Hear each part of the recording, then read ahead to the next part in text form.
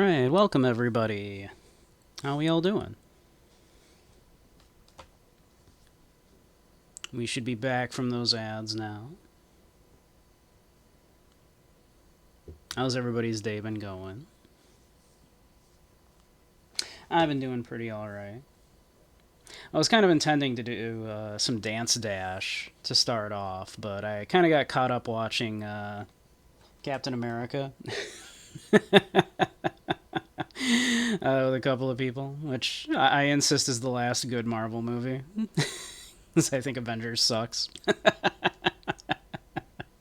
And so I've spent most of my morning watching Captain America and then the first part of Avengers.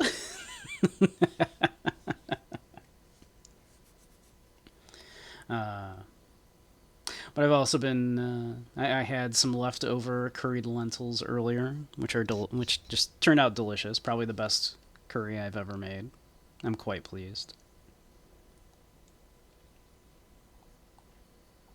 But yeah, so maybe we'll do after some disco. Maybe we'll do Dance Dash or some VRC or something. We'll see. We'll see how we're feeling. But kind of appropriate. I was just watching Captain America, the last decent Marvel movie, and then into Avengers, where it went to crap because of the forces of capitalism, and now we're gonna play Disco Elysium, a game that was developed by a small indie studio, and then due to interference, the studio got shut down, and now we'll probably never have another Disco Elysium. And instead, just have a soulless sequel. So appropriate. But that doesn't stop us from enjoying the media that we do have. Captain America was still a decent watch to go back to. Not amazing or anything, but a fun little movie. And had some heart, and there's some artistry there.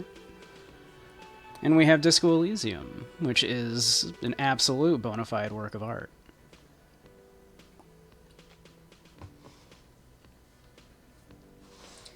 So, last time we were talking with Titus. Left town, but the clowns are still here. Who Titus and his troop here, the Hardy Boys, admitted to the murder.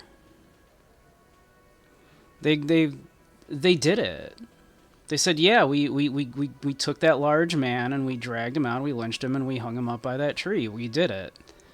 We don't know how that bullet got in his head, and we definitely aren't covering for anything.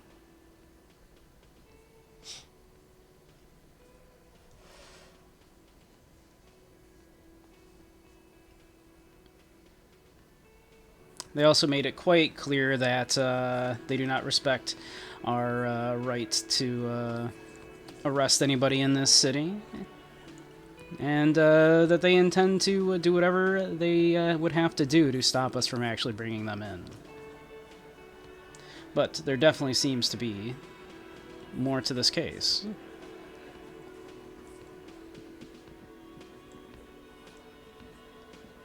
I've got nothing to say to you. Why are you wasting your time? So we're getting quite stonewalled by the Union. The Union that appears to have something to do with this, clearly.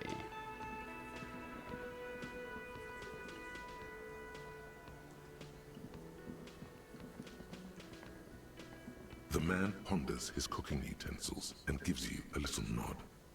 He looks up at you, then looks away quickly, shrugging and muttering something to himself.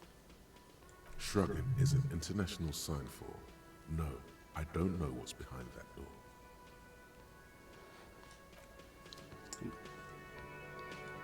We'll find out one of these days. Surely it has something to do with the case.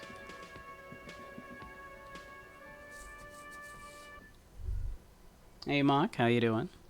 Oh, well. Was that? Could it be? The Col de Mama Dakwa? No, it's probably just your imagination ringing in your ear. Is it? Is there a ringing? Listen more There closely. seems to be an extremely high-pitched ring. Ultrasonic. Lena said it was very high-pitched, right? It's like something tickles your ear. Honestly, your ear isn't hearing a whole lot. The distant hum of the industrial harbor, the traffic. But, admittedly, there is a high-pitched noise somewhere there too. But then, isn't there always? I mean, there is, right? Hey, Kim, do you hear a high-pitched noise?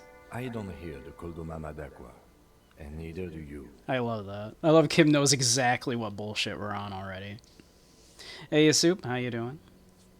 How's Avengers? Of course he doesn't. He's deaf. Listen closely There first. it is again. You're about to rediscover a long-lost species. Clearly. It must be very close. Maybe, just maybe, it will come toward you. What are you doing?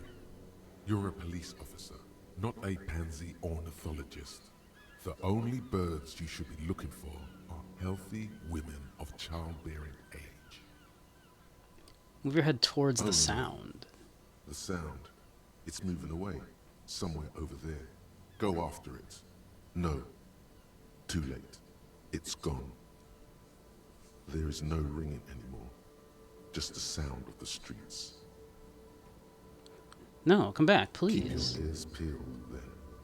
If the species really has migrated to Martinez, you're sure to hear it again. Ignore the fact that clearly we won't be able to hear it because it's supposed to be too high-pitched for human hearing, but, yeah. I agree, Sign. I agree.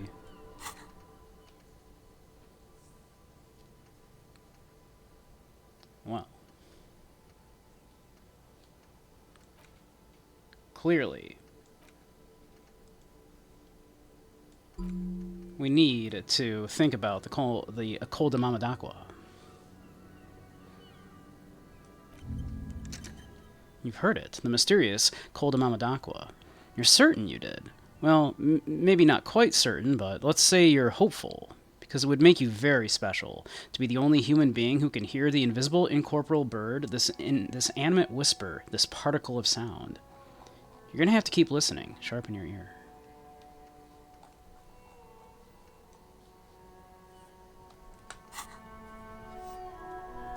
Let's see.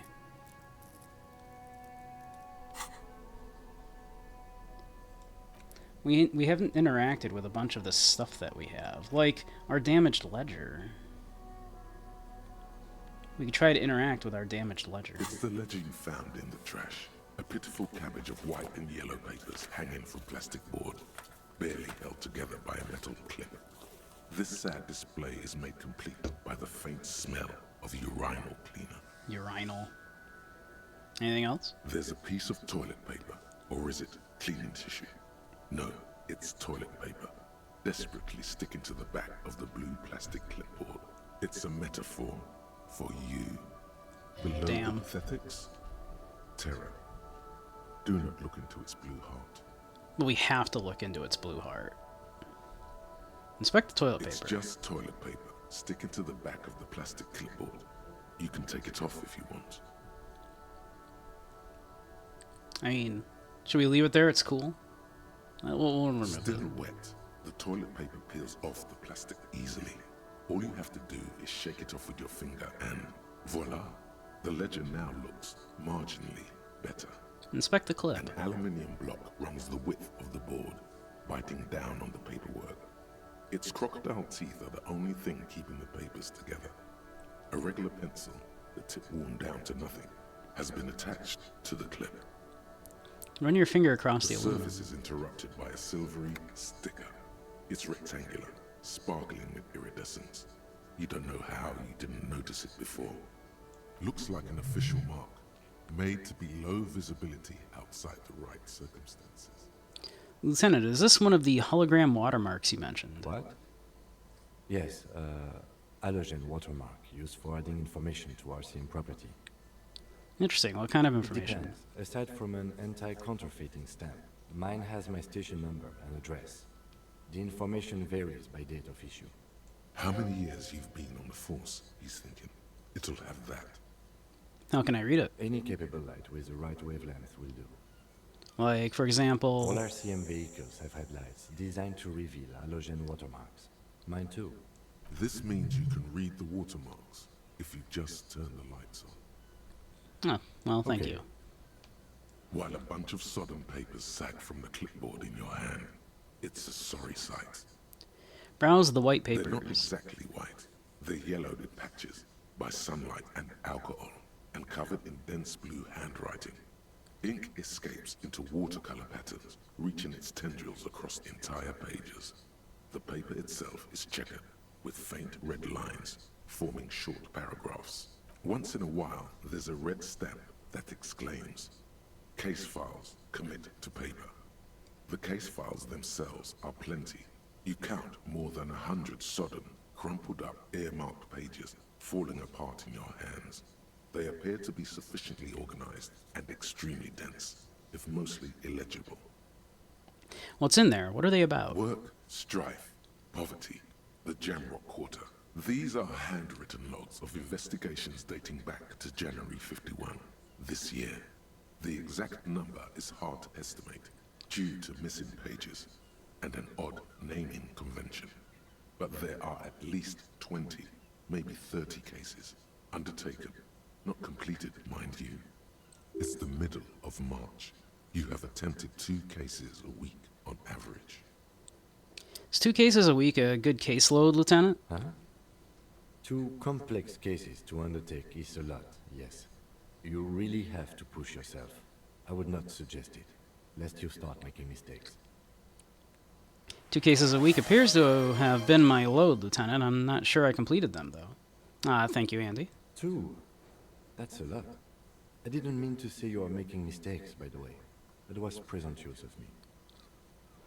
I'm sure I made plenty of mistakes. I burned out all right, or a nice brisk pace, the way I like it.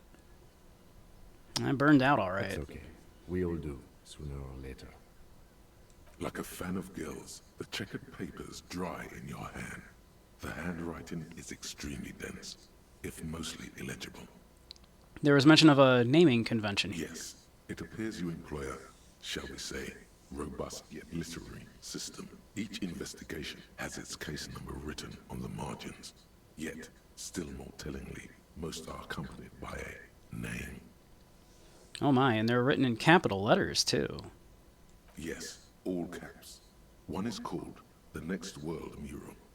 Another, The Square Bullet Hole Murders. Another yet, The Unsolvable Case. More. Others appear more light-hearted. The guys on a couch in an unexpected location, and the murder at the hookah parlor. Even the rare article-free collapsing tenement. Murder features prominently throughout. You like this grimy murdering, don't you? It's going to take an effort to piece these case files together, but it can be done. Once you're done inspecting them up close. Okay, my cases appear to employ some kind of naming You convention. mean alphanumeric? Officer, precinct, time of arrival at the scene? No, I mean a non-numeric one with titles. Oh, you mean the titular? Yes, well, so do I. In our defense, almost everyone in the RCM does. Why is that? It's a holdover from the early days of the RCM, right after the revolution, when the organization had little idea how to do things. It persists in an unofficial capacity. Officers use these titles to refer to their work among themselves. I seem to have named a case The Square Bullet Hole Murders. Again, in your defense, I seem to have named one The Man with the Hole in His Head. That was a real person. His death was real.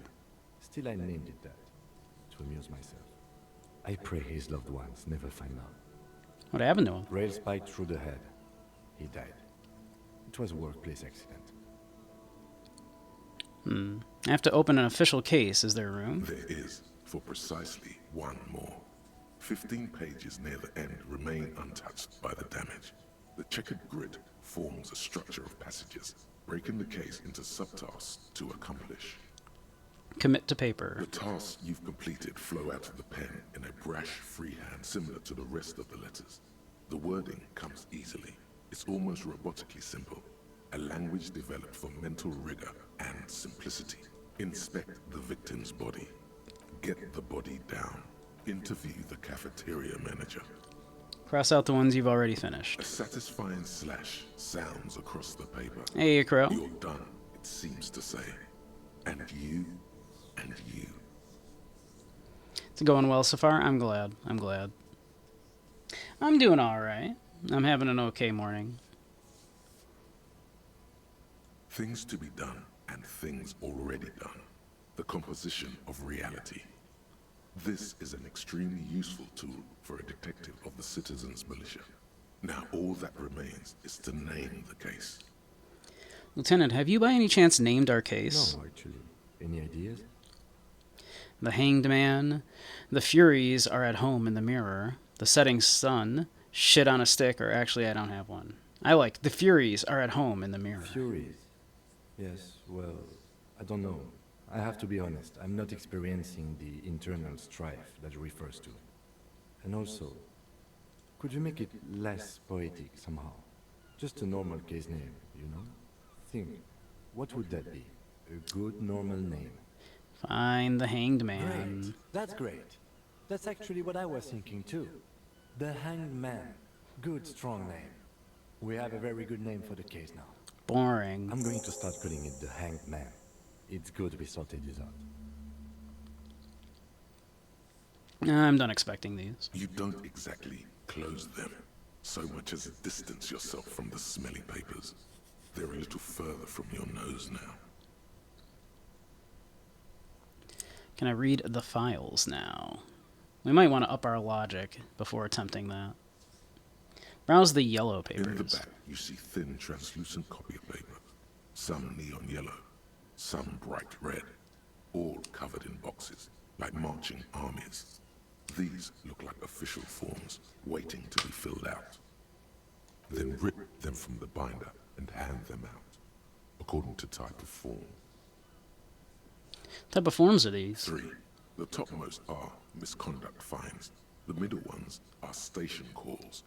And the bottommost are field autopsy forms. Each is easy enough to make sense of. We did a field autopsy earlier with Kim's work. A monetary penalization ranging from 20 to 250 real. Severe cases allow for 1,000 real, but that requires special paperwork.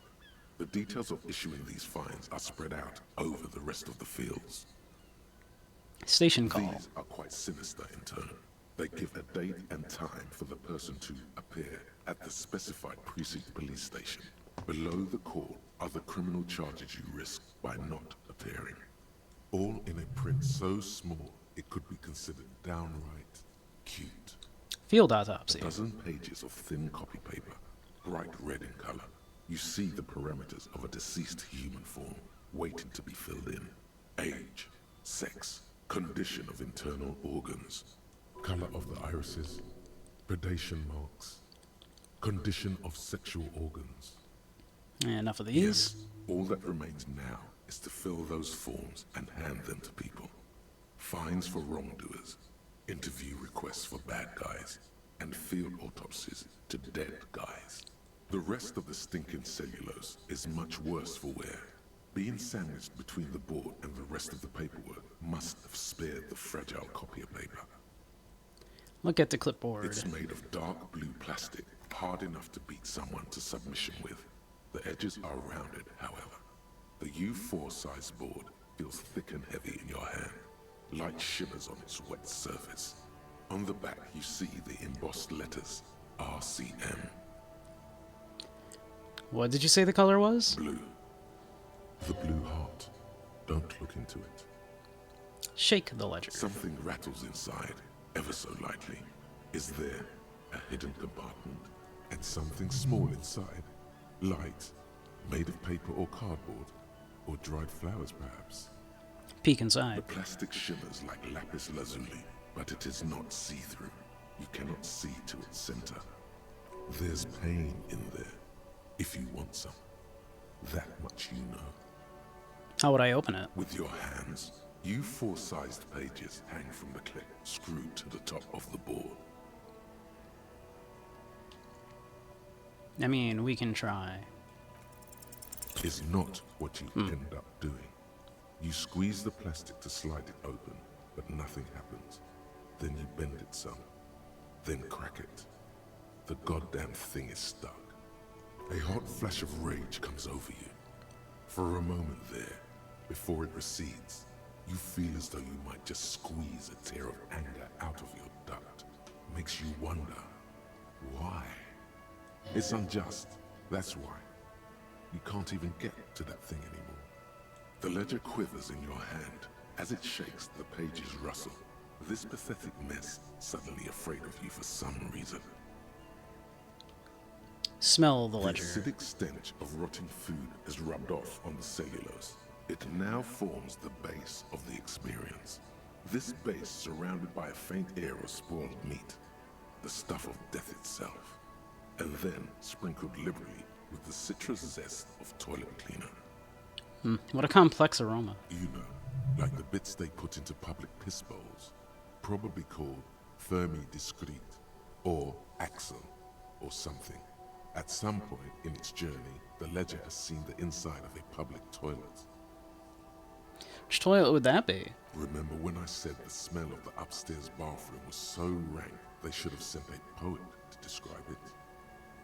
Is sprinkled liberally with the citrus zest of toilet cleaner a line this poet might have used? Why, yes it is. Among many other things. This cleaning tablet is used by the whirling in rags. Perhaps that's where the ledger was dropped in the toilet. By you. Well, why don't we try?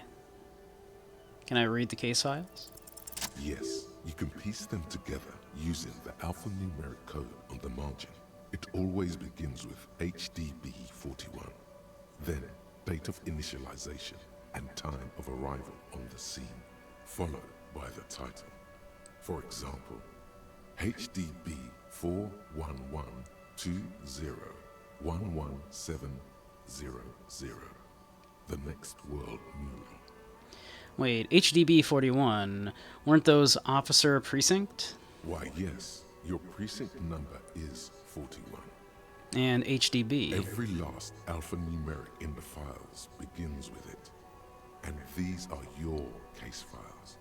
It's safe to say HDB are your initials. But we don't want to be Harry Dubois.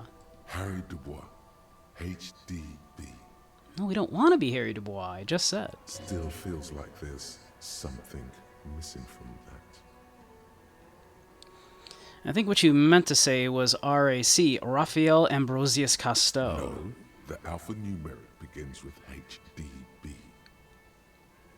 Good. How long does it take to read one of these Raphael stamped cases? Actually, I'm ready to admit I'm not Raphael and go on with my life. Fine. It takes about half an hour for you to piece one together. Mr. Raphael, which one do you want? Yeah, we'll revisit it. We've got stuff to do. Not much has changed in the meanwhile. A bunch of sodden papers still sags from the clipboard. We'll put it away for now.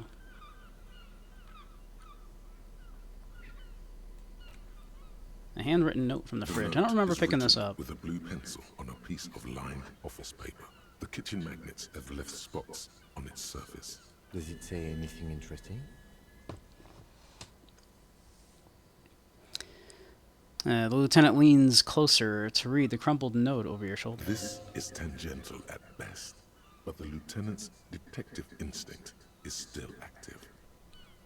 Read the note. Someone has scribbled, S. I can't believe the off-site copy is still here. The illiterate ginger kid keeps stealing stuff from the studio, so I had to hide it somewhere safe. The illiterate ginger kid. Gee, I wonder who that would be. Filament memory with the off-site copy in the frozen ice cream maker. Please take it home, ASAP. It's important. I'd do it myself if I lived in a civilized place with a freezer. Take care, Sully Swaff. Wonder who wrote that Looks note. like someone from that radio game company upstairs. I'm a little surprised they just left their property lying here. Maybe they had to leave it in a hurry. That's a plausible hypothesis. Mind me again, what's a filament It memory? belongs inside a radio computer, storing its memory. It's like a tape. You listen to disco tapes, right? It's like one of your disco tapes, only for a computer. Who's the illiterate ginger kid? I think we know. Really? You don't have a single guess? You mean Kuno? Oh, I'm sure that child would love to get his hands on a filament memory. Even if he doesn't know what to do with it, he'd probably try to pawn it for speed, based on our encounter. Do you have any idea where the frozen ice cream maker could be? I don't know. I assume it's somewhere close to the iceberg fridge. Didn't you see one right next to the breaker box? Pretty sure I did. Well, well. Jamais vu. Derealization. Jamais vu. The opposite of déjà vu. Not already seen, but never seen. Everything that should be familiar appears strange and new, like some half-forgotten day in your childhood. Only now. That's the feeling you've been having. And for who knows how long. You should go and ask Joyce Messier about this. What world are we in? This is a fundamental question.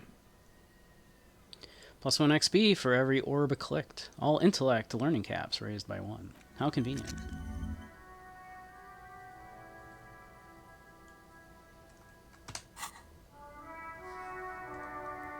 Time to go click on stuff.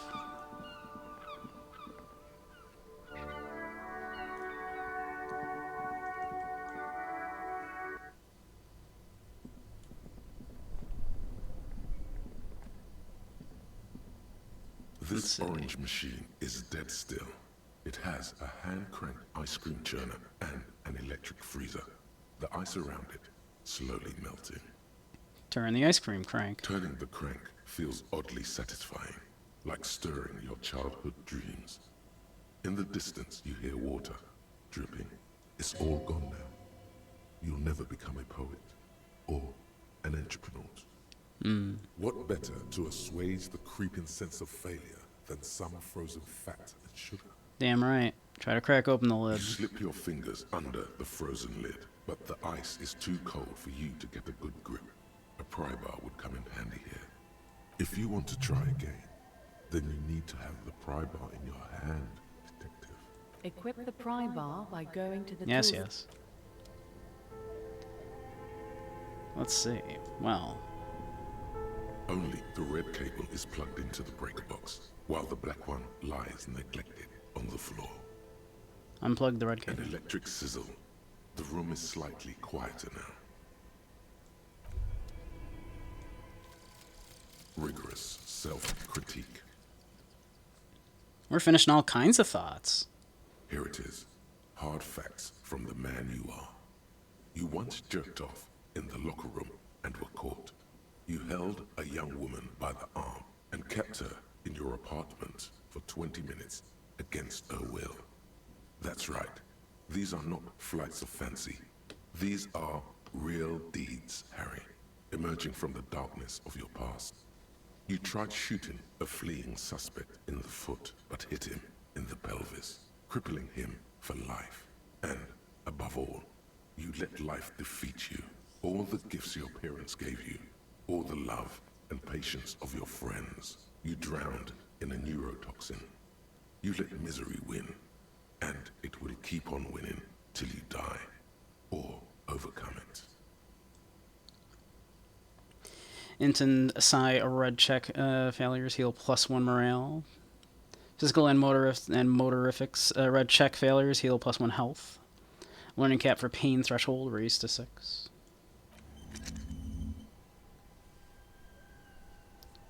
We're having all kinds of thoughts.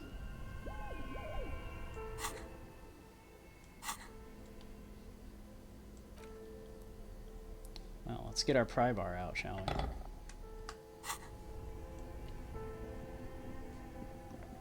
This orange machine is dead still. It has a hand-cranked ice cream churner and an electric freezer. The ice around it slowly melting. Pry bar is just not strong enough. We might need something better. We'll have to come back.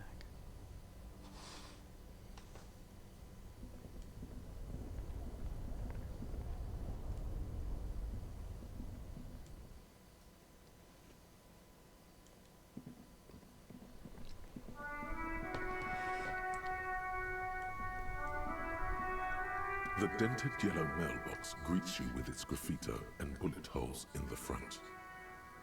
Fuck you, mailbox. There is a hollow ring as you kick the box. It sounds like it's mostly empty. Your toe hurts now. Your toe has suffered damage.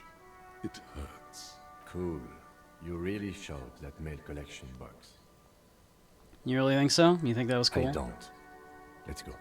He must see the box as the weaker of the two, and you as a bully. Something he doesn't stand for. Dang. The dented yellow I'm sorry, mailbox. Hey, N64 gamer. Welcome, The welcome. mail collection box has no faith in your psychopathic manipulations. Damn. They no longer trust us. These shit ain't nothing to you, huh?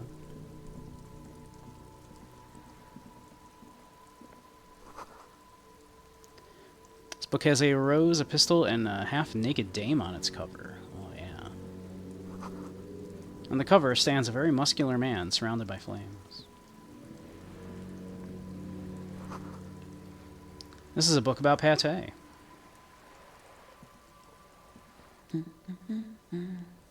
See a sturdy woman humming to herself. She seems to be browsing the books. A good one? Yes? Hello? She nods, her attention fully focused on reading. Who are you? Me? No one. I'm just a working class woman. She doesn't really want to be disturbed that much. What are you doing? Looking for something to read. She reverts her attention to a worn-out paperback. Phenomenal. It is.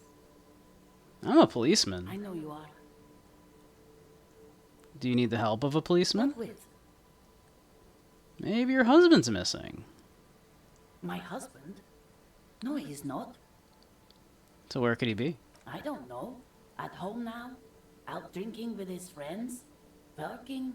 Where is this going, officer? So what I'm hearing is you don't really know where your husband is. Yes, but I don't really need to know where my husband is. Not all the time. Oh, wouldn't you like to? No. She looks you straight in the eye. Her right foot is tapping nervously. Can totally help you find your missing husband. Why are we still talking about this? I haven't lost my husband. Are you sure? She has, though. The husband is totally lost. You should tell her that it's okay. It's okay. What? It's alright to not know where your husband is. Nothing shameful in that. Or, no, I was talking to myself. I should stop. It's okay. Who said anything about shame? Stop talking down to me. My husband is not missing. But he is. You can feel it. Or maybe it's something else then. Maybe your children are missing. Maybe your cockatoo is missing. Want her browse books. Maybe your children? No, absolutely not. Words come out quick as gunshots. Okay, so where are they? Are you a policeman or a nanny? She's definitely disturbed now. Nanny, where are They're they? not missing, sir. You know where they are. They're at home, smoking, giving the ladder of vices a chance. Shut up, electrochemistry. What if something horrible has happened? What if they're dead? That's the bad vibe you got before. They're at home, right? Smoking cigarettes? What if something awful has happened? What if they're in the sewers? I feel like we shouldn't say either of those things, but... Okay, great, just making I sure. see. Maybe Thanks. your cockatoo is missing. I don't mean to disrespect, sir, but you are being a bit of a cockatoo here. For Damn. what it's worth, I agree. But cockatoos can't be stopped when they get like this. It's better to indulge him at this point. Ma'am, I was asking about your cockatoo. Is it missing? I don't even have a cockatoo. And guess what? What? Even if I had, it wouldn't be missing. Alright, cockatoo not missing. Just wanted to make Great. sure. One more thing. What do you mean by me being a cockatoo? Nothing. Go read up on them if you're so interested. There's a great book in the bookstore. Maybe you should. She really told us What just to if the Google it. cockatoo is your astral captain? Or your heraldic bird? Actually, that's exactly what I'm going to do. Thanks for the tip. Wonderful. The store is open. Watch her browse books. Her hands move over the book covers. The tips of her fingers look rough, stained with yellow. It seems like she has spent a lot of time at work, smoking. An array of neurons fire up with joy. Bum her a cigarette, lest it turn to pain. No electrochemistry. We're not going to do that. Do you smoke? No, I don't. I know for a fact that you smoke. Why do you think that I smoke? It's the kind of place where everyone does. I suspect I may possess supernatural abilities. Your hands look like they belong to a heavy It's smoker. not like yours look much better. Take a look at your hands. She is right. Your hands look even worse than hers, with tiny cuts and gushes covering your skin like a spider web. Your fingertips have become an ugly shade of brown. I don't want to actually bum the cigarette, though. I already told you I don't have any. Go bother someone else. She's lying. She's goddamn lying. She has smokes. Okay, thanks, no problem. She sighs. That's all I have. I'll let The you be. woman before you nods and returns to her reading.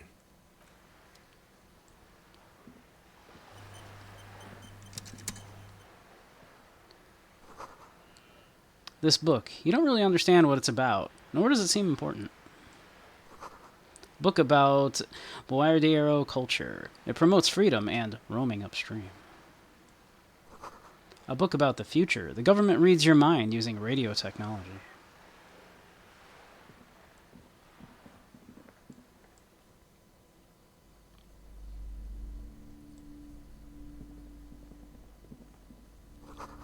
Gift books and molten candy.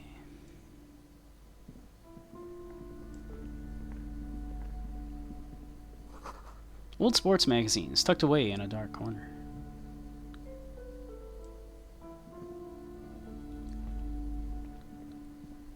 I'm sorry, sir. I can't talk right now. I'm very busy with my homework. I have so much homework now. I bet. Just can't win. Out of the rain and into the gutter. What are you doing now? Math. It's really difficult. Like, really. They say you need it to get rich. Better than standing outside in the cold, I guess. I guess. Oh, I found something while you were away. Oh? I thought this would fit you. Like, thanks for helping out. Not me. The city, I mean. Like a detective does. Wait, where'd you get it? Just what Dick Mullen would ask. I got it from behind the curtains. I'm not really supposed to go there. It's a fedora. Maybe. It's the hat Dick Mullen wears all the time. You'll look way more serious with that. Right, I have to get back to my homework now, before Mum notices. Man, this is hard. She looks back at the infernal scribblings under her nose. She gave us a hat. Whoops.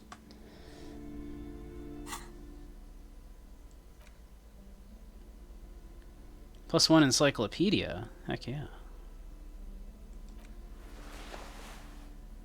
We're looking great. Mesh shirt, raincoat, fedora, yellow slacks, green snake skin shoes. Heck yeah. Horrific necktie.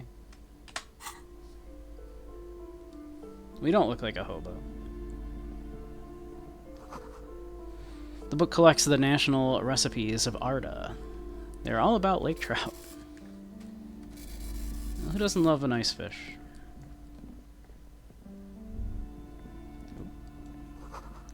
No sane person would ever put their head into such a machine. These shelves are overburdened with books from the same series. You see the name Dick Mullen over and over. A couple of spook novels hide amidst all the detective books. Thrilling tales of spycraft and daring do. Storekeep, what's with all this crime fiction? Oh, crime, robberies, murders, even sexual crimes. We're fortunate to have Dick Mullen and his stories to sort all that out. You're a police officer, apparently. You should buy all of these. They really do teach a person how to be a proper detective. Look through the display of Crime books. fiction is a disgrace. An asinine misrepresentation of the physical attributes of the arduous everyday work of actual police officers. These books greatly overstate the excitement of police work, glossing over how long it takes to actually follow up on leads and eliminate dead ends. What's more, they completely ignore the psychological hardships of year after year coming into contact with people during the worst days of their lives. Not a single mention of all the stress this work creates upon the officer's family. Detective fiction just doesn't tell the truth at all. Now, would you like a list of all the books found on the shelf? Sure thing. You see Dick Mullen on the job. Get Me Mullen. The Stalwart Adventures of Richard P. Mullen. Dick Mullen and the Murder in the Orchard. The Sordid Affair of Dick Mullen. Sordid affair. A killing is declared. Dick Mullen in the murder house. The final case of Dick Mullen. An obvious lie. Dick Mullen in the clock tower. The ordeals of Dick Mullen. Dauntless Dick. Dick Mullen's funeral pyre. The murder of Dick Mullen. It's a lot of dick. Oh no. Turns out he faked it to solve a case. There any more? Yes. There's also The Dame Who Did It. Farewell, My Mullen. Faking death seems to be a common trope in the Mullen series. The morbid tales of Dick Mullen. A dark tide turns. Tragedy calls for Dick Mullen. Another one with fake death. And, of course, Dick Mullen, the murderer. In order to catch a murderer, Dick Mullen must become the murderer. Come on. This is not the way real police solve crimes. The real police are some 20 kilometers away, sitting in an armored motor carriage. Come on, Chester. Tell the story again. A bald man turns towards a lean man and pats him on the back. Again? Man, I tell that one at least once a month. It's not that interesting. Chester replies. Fuck it is. And these guys haven't heard it. You see, Chester here. He pokes his finger on the lean man. Chester faked his own death once. Gosh, why? One civilian looks on amazed. The bald man bellows a reply. A very fucking dangerous case, ain't that right, Chester? Hey, Dragoon, how you doing? They almost got you that time. Yeah, sure came close. Alright, so I was tailing this guy called Francis the Shoe. By the way, Dragoon, I looked through, and the reason I could not find that snack, it is just missing from the box. They just did not send me that one. But I'm doing good, Dragoon. How are you doing? After all this, you still haven't found the answer to the one question that matters. Who is Dick Mullen? Who is Dick Mullen? Your quick eye notices a small caterpillar crawling across the spine of a book. The title reads, Dick Mullen and the Mistaken Identity. I believe I was just shorted. It's from the looks of it, yeah. What do we have here? Mistaken A Identity. worn paperback from Dick Mullen's classic Hard-Boiled Phase. The premise seems to be that Dick Mullen is framed for the murder of his best friend and has just a few days to prove his innocence. Why does this speak to me? Could it be the motifs of unstable identities and shocking betrayals? That's probably right. I'm a complicated guy, full of contradictions, or no, it's got to be something else. Perhaps you're drawn to the dark and noirish atmosphere. Yeah, I'm pretty intense. I'm all about that dark stuff. Or no, that's not it Is either. it because the smoking dame in the slinky red dress on the cover is giving you a hard-on? Maybe. What? No, that's not what's happening. Yes, it is. The bulge in your pants is embarrassingly obvious. Damn. Relax. It's not that bad. Also, this means your blood flow is returning to normal. Good news, really. For once, electrochemistry chiming Something in the help. matter, detective? Nope, all good here. Casually adjust your pants. Or Kim, would you describe this woman as a smoking dame? The lieutenant narrows his eyes and contemplates the book for a moment. So this is a game based on conversation rather than combat. Conversation and, like, you know, a lot of those conversations, of course, happening with yourself. Yeah, basically. there's very little in the way of combat. It is very much about the characters and the world. Yeah. I would certainly say she fits the description, providing that's your type.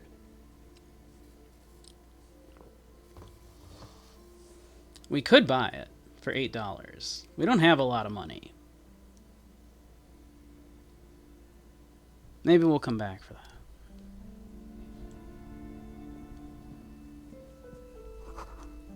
It's a tome of fascist magic, rather candid.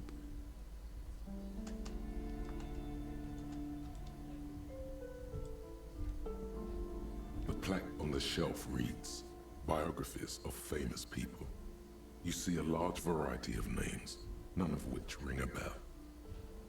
Storekeep, anything of note on the shelf? Say, the greatest innocence. Yes, most certainly. It's an important educational tool, delving into the depths of history, religion, and their relation to innocentic power. Who or what is an innocence? A very influential historical figure. But surely I don't have to tell you that.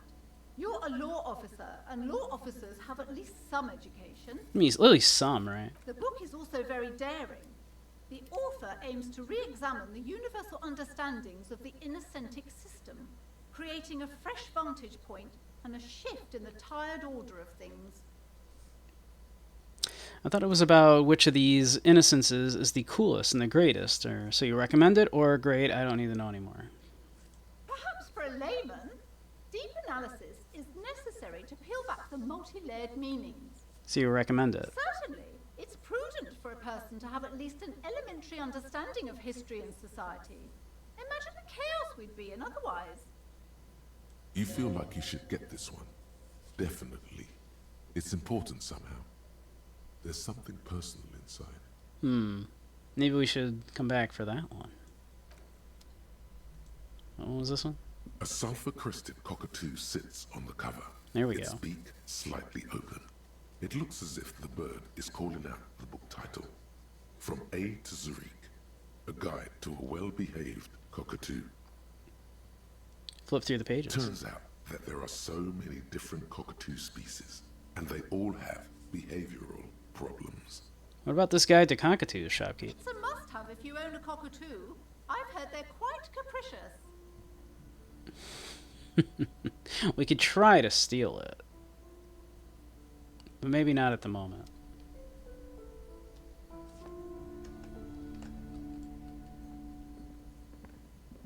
Several maps have been attached to a bulletin board hidden inside the alcove. They're held up by small pins. The board has come loose from one corner. The maps look old and faded. Your eye catches a map of Insulinda, a map of Revachol, and a map of Martinez. Storekeep, can I buy these maps? I'm sorry, officer. The map of Martinez is the only one available. The other two are not for sale anymore. And besides, you could scarcely afford them. They're quite valuable, though they might not look it. The map of Martinez is 90 cents, though. Why is the one of Martinez so cheap? That old thing. It's an out-of-date map of a tourist location that never was nor came to be. From when some design studio people tried to spruce the place up 4 or 5 years ago. They also renovated the horse statue, set up those coin-operated viewers, and designed the new street lamps. What happened to them? They didn't get that far, for some reason. A shame the project never got going. Would be nice if someone fixed Martinez up. All these ruins are bad for business. Look at the map of Insulinde. This large map displays archipelagos. You see a constellation of small dots on the light blue emptiness of the Insulindic Ocean. The largest in the northeast is La Caillou. You are here. Another, far away in the southwest, Seminese Islands, Ile de Fantôme, Ozon, Laurentide, Fas a la Mer, Archipelagos, North Arcade Islands, all just specks of dust on the vastness of the Insulindic. On the edges of the map, the color fades into a blur of dotted lines, black and white. In the northeast, a dust mite stands on the north coast of Caillou in a bookstore. It's you. Radiating outwards from you, the suzerain Revachol, with a radius of 80 kilometers, still, the crown jewel of this Isola would be barely visible. Squint first. Can you see cities on the islands? You can, on Caillou, Revachol, a single black star, on Ozon, Fondelier, and Vilmandu, on archipelagos, Croyan Moran, Villiers, on Semenine, Olduvai, and on Laurentide, Deora of the Seven Seas, lost little pearls of light, tiny fires in the dark. Look at the edges. The ocean breaks apart into a tangle of cosines and azimuths, all pointing into pale nothingness. Windy is the north azimuth. Grad is the northeast azimuth. Samara is the east azimuth. Seol is the west azimuth. Isolas, they're called. Connections to other worlds. Words past the Insulindian, unknown to you. You only know you've never been there. You have little idea what they are. Distant stars, gods. But looking at them makes you feel almost non-existent. Whatever they are, the Isolas are immeasurably large compared to you, and very, very far away. Perhaps they are gods, gods of distance and outer dust. Look at the map of Revachol. The north coast of a verdant island is shattered by the delta of a river. It is the River Esperance. Countless bridges put the shards back together, connecting city blocks to river islands. La Delta says a great artificial heart in the center, teeming with life forms and construction. To the east, rolling hillsides, Le Jardin, Stella Marie, the suburbs of Saint-Baptiste, swallowed up into the megacity. They sound rich to you. This is Revachol East. And west of the river? Hudon. It's somewhere to live. Not bad. Then there's Jamrock. It's bad. People shouldn't live there, but they do. It's where we live. Then Forberg.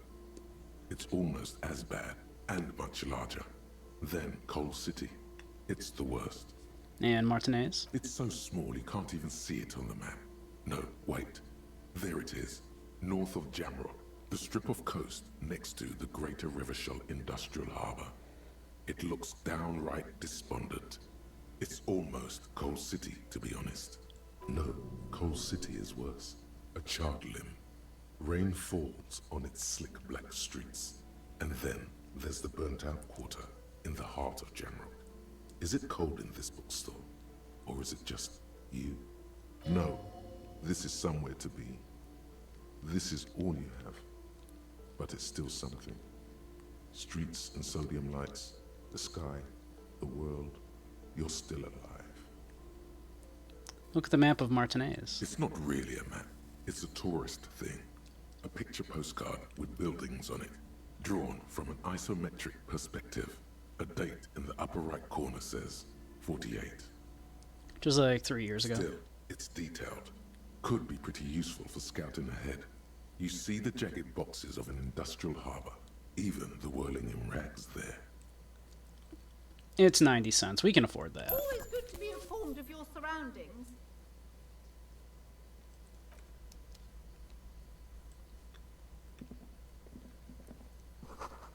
Another boring book. Just discarded here. Hey, This Necro. bookstore How you is doing? not strictly about crime, Welcome, romance, welcome. and biographies of famous people.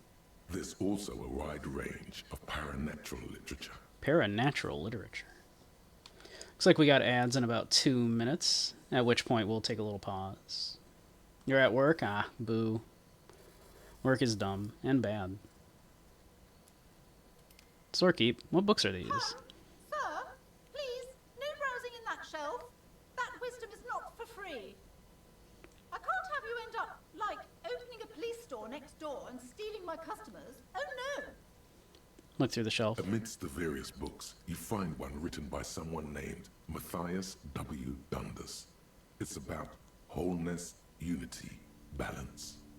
The point of the book, and many others on this shelf, is to give people medicinal advice in situations where they don't have access to paid health services. How's that work? It serves platitudes, while also telling everyone that traditional medicine, the kind people don't have access to and which costs more than this book, is garbage and would only give you cancer anyway, without even curing your cold or anything. Wholeness, unity, balance, on the other hand, can basically take care of anything. Though it is important to note, when it's up to your mind to heal yourself, then it's because of your mind that you're ill in the first place. Does the book say anything else? The book features chapters on topics such as how to find magnesium. It even lists plants you can harvest magnesium from. How to continue drinking if you're an alcoholic who has destroyed his liver. And there's even a chapter on the ancient Seraïs tradition of using duck gallbladder preservatives to treat and prevent sexually transmitted diseases. Pre and post factum apply. Nothing worth buying. Fascinating. This is just mundane garbage. What's even paranatural about this? Well, ads ought to be starting any second now, but then afterwards, we have a very high chance of finding something truly otherworldly. So we'll do that in just a moment. But first, yeah, those ads ought to be starting. So I will be right back.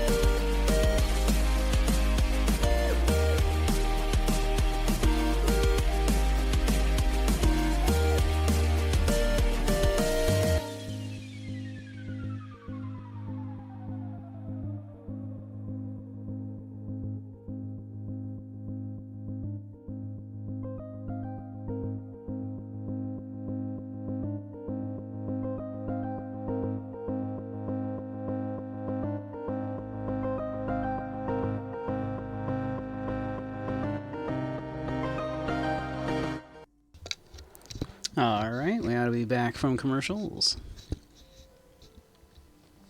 Let's see if we can find something truly otherworldly. The throbbing in your head increases with every passing moment you gaze at this shelf. Suddenly, as if out of nowhere, a small green book becomes apparent. The title of it reads, Medicinal Purposes of the Pearl. Here we go.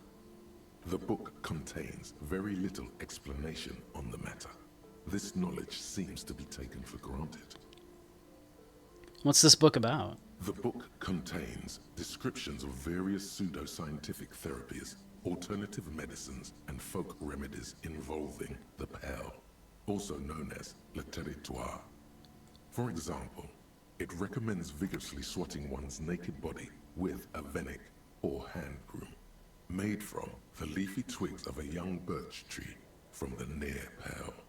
Even better if you can find someone else, preferably a large man dressed in nothing but a towel, to thrash you while you're spread naked and helpless on a cool slab. Sounds invigorating. It is, and good for the circulation too.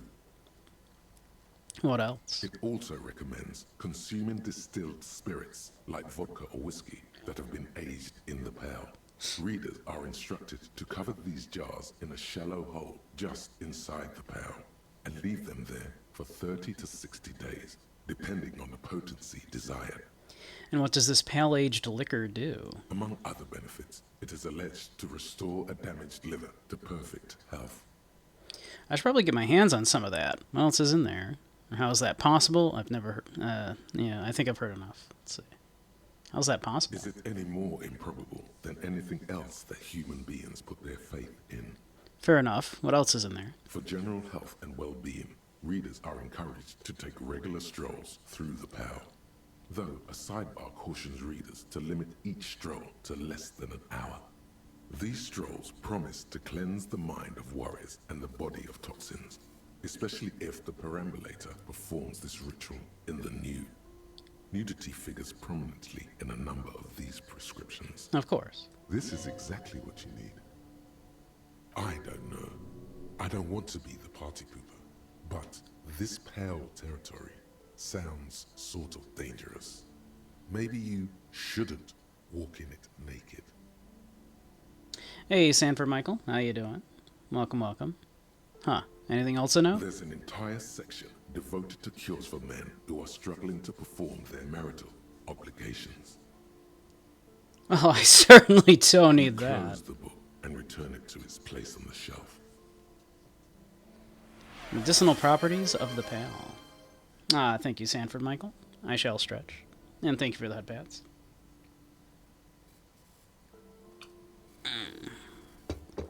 Let me stretch. I didn't catch it, Crow. When did you post it? Ugh, I have not caught it yet. Maybe we'll come back for that. We haven't a lot of money.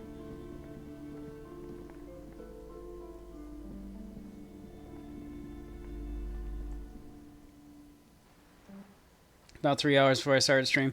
I was probably didn't notice I was watching Captain America with Soup. And There. Working class drunk. You know what this means, right?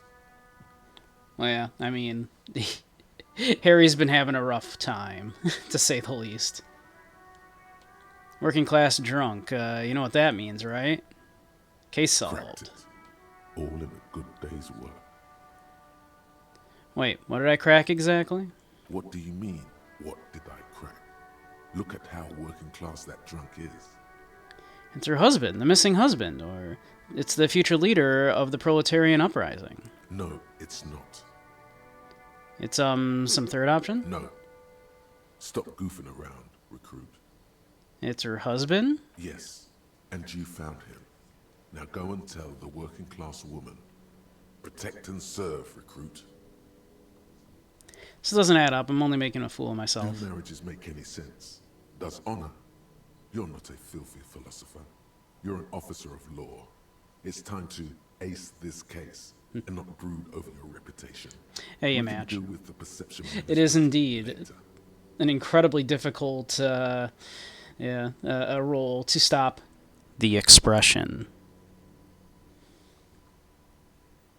This is nonsense. Discard the Not thought. honorable, recruit. Not honorable at all. I don't give a crap about your honor, authority.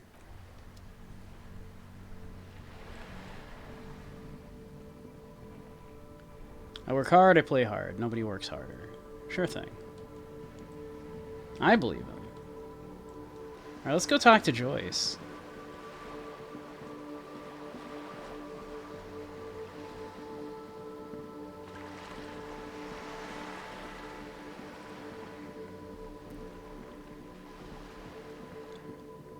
Cindy's still up there, being Cindy. Hello again, officers. Have you come to admire my mural? That bed in the coal room yours? Ooh. Not only have you found my address, you've discovered my biggest secret. I'm a coal miner. She does have eyes that seem to be smeared with coal. Really, you're a miner? Don't you have a real home? It's not the nicest place, but I guess it'll have to do. It doesn't have to do anything at all. Nothing does. Like me. Right now, I'm doing nothing at all. Cool. Shoot, piggy. Catch you later. Later, Cindy.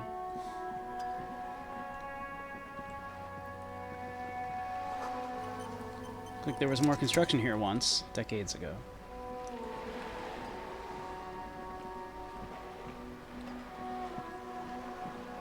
Hey, Joyce. You're back. Good. What can I help you with? Got some more questions about reality. More lessons in basic reality? My favorite part of the day. Go ahead, ask me anything.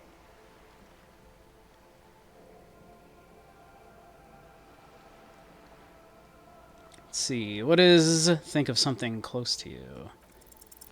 6 kilometers southwest in the Valley of Dogs, Junior Officer Chad Tilbrook takes aim at a rabid black dog licking its wounds in the grass.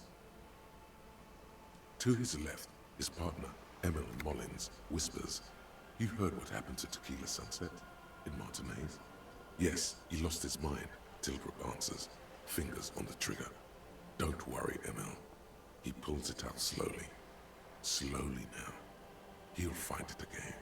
We always do. What am I? You? You're an officer of the RCM. The Revachol Citizens Militia. Preciso mundo. Good, and what is the Revachol Citizens Militia? Nothing more nor less than the de facto law enforcement body of post-revolutionary Revachol, Detective. Yes, we are the Revachol Citizens Militia. Are we? We are. You said de facto. Yes, that means not de jure. The RCM acts in what is poetically called the twilight of international law, both at the behest of the coalition government and to its chagrin. What do you mean? The RCM's responsibilities are defined by the Emergency, Wayfarer and Aliments Acts, 3 pieces of legislation keeping the city in a, let's be honest, laissez-faire stasis to the benefit of foreign capital. All 3 are good to know when we are out policing. So I'm basically a lackey of capital. So I'm basically a thrall to foreign interests. So I'm basically one of the good guys. So I'm basically going to avoid this subject and ask this question in this line of inquiry. So I'm basically a lackey of capital. There's nothing basic about your role, Detective. It's true that the RCM keeps everything the way our seemingly permanent provisional rulers like it. She leans in. Yet, on the other hand, I know these people. I deal with them daily. Let me tell you, dear, they are not fans of you. Why? The post-revolutionary decade was a disaster for the coalition government. Revachol in the 20s was hell, especially on the west side of the river. Gang warfare, a botched privatization scheme, a nuclear pile meltdown. They called it the international zone because no nation wanted to claim responsibility. The RCM restored peace where the coalition failed. A true blue citizens' initiative. They will never forgive you. That's somewhat of an exaggeration. In reality, ours is a mutually beneficial arrangement. Revacholians get to keep the peace in Revachol, and the coalition doesn't have to worry about it. Anyway, sorry to intrude. Please continue. Yes, Lieutenant. Permit me to conclude with this. Who you are, to me, is the police. The only legitimate law enforcement authority in Revachol.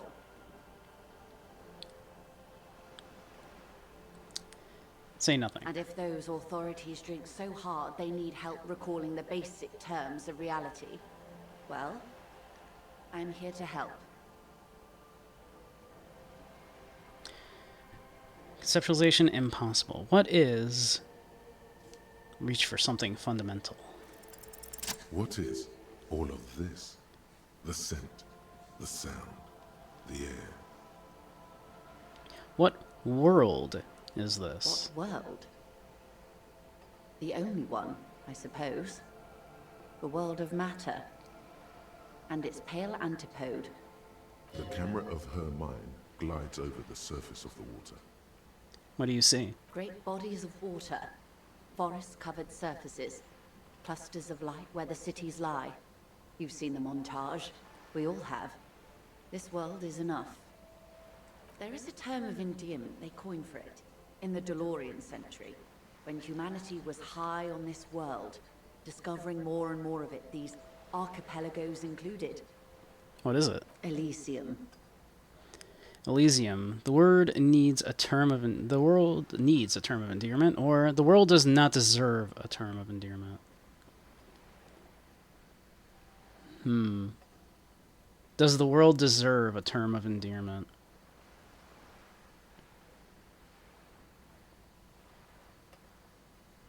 There are those who would call it hell. What is hell? A term of hatred that originates, like many such things, with the petro-fascists. I don't feel like I have got the whole picture yet. Oh, you want a picture of the world? There is no complete set yet, dear. They're having some trouble reaching orbit. How come? Great things are difficult to achieve. For now, we're viewing the world from the inside, sideways. Inside sideways. What shape is this world, then? We used to think it was a sphere, but that is beginning to look less and less likely by the day. You wouldn't know it from the tabloids, but the ORG nations have been launching weather balloons into the lower ionosphere since the 30s. ORG, Occident Revachol Grad. There's a steadily increasing trickle of images. Between the big three scientific contributors, they're piecing together a dark grey corona.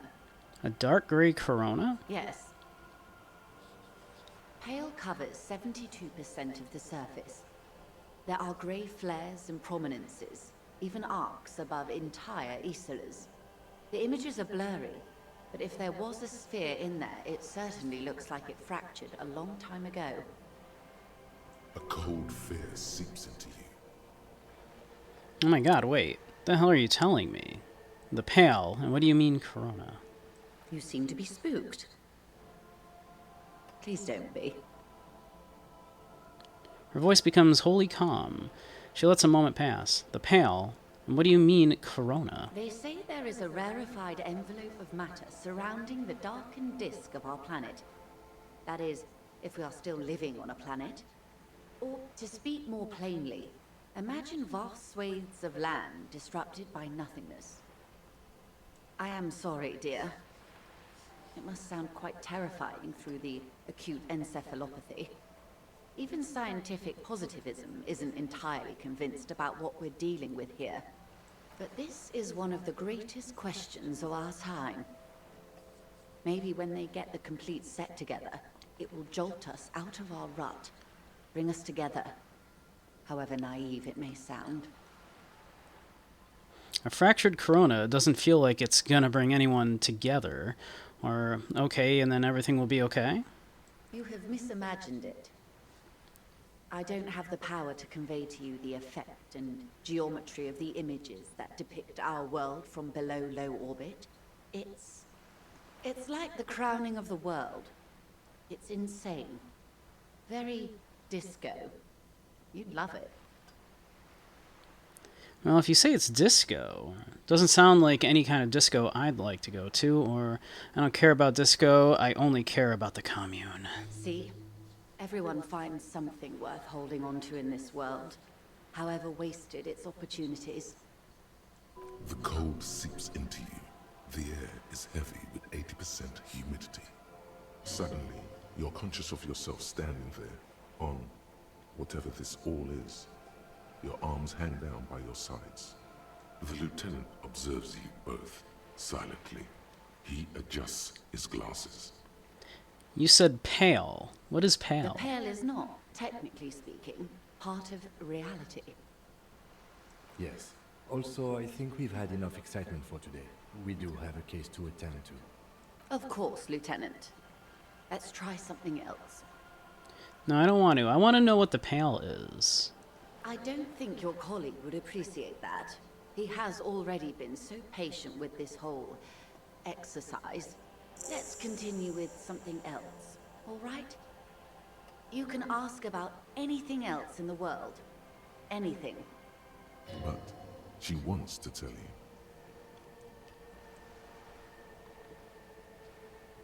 Ask him to step away while you discuss the pale. Good idea. Just ask him.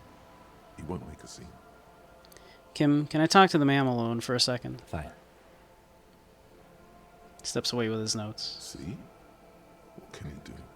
You're a grown man. Now, what is the pale? Are you sure you're sure?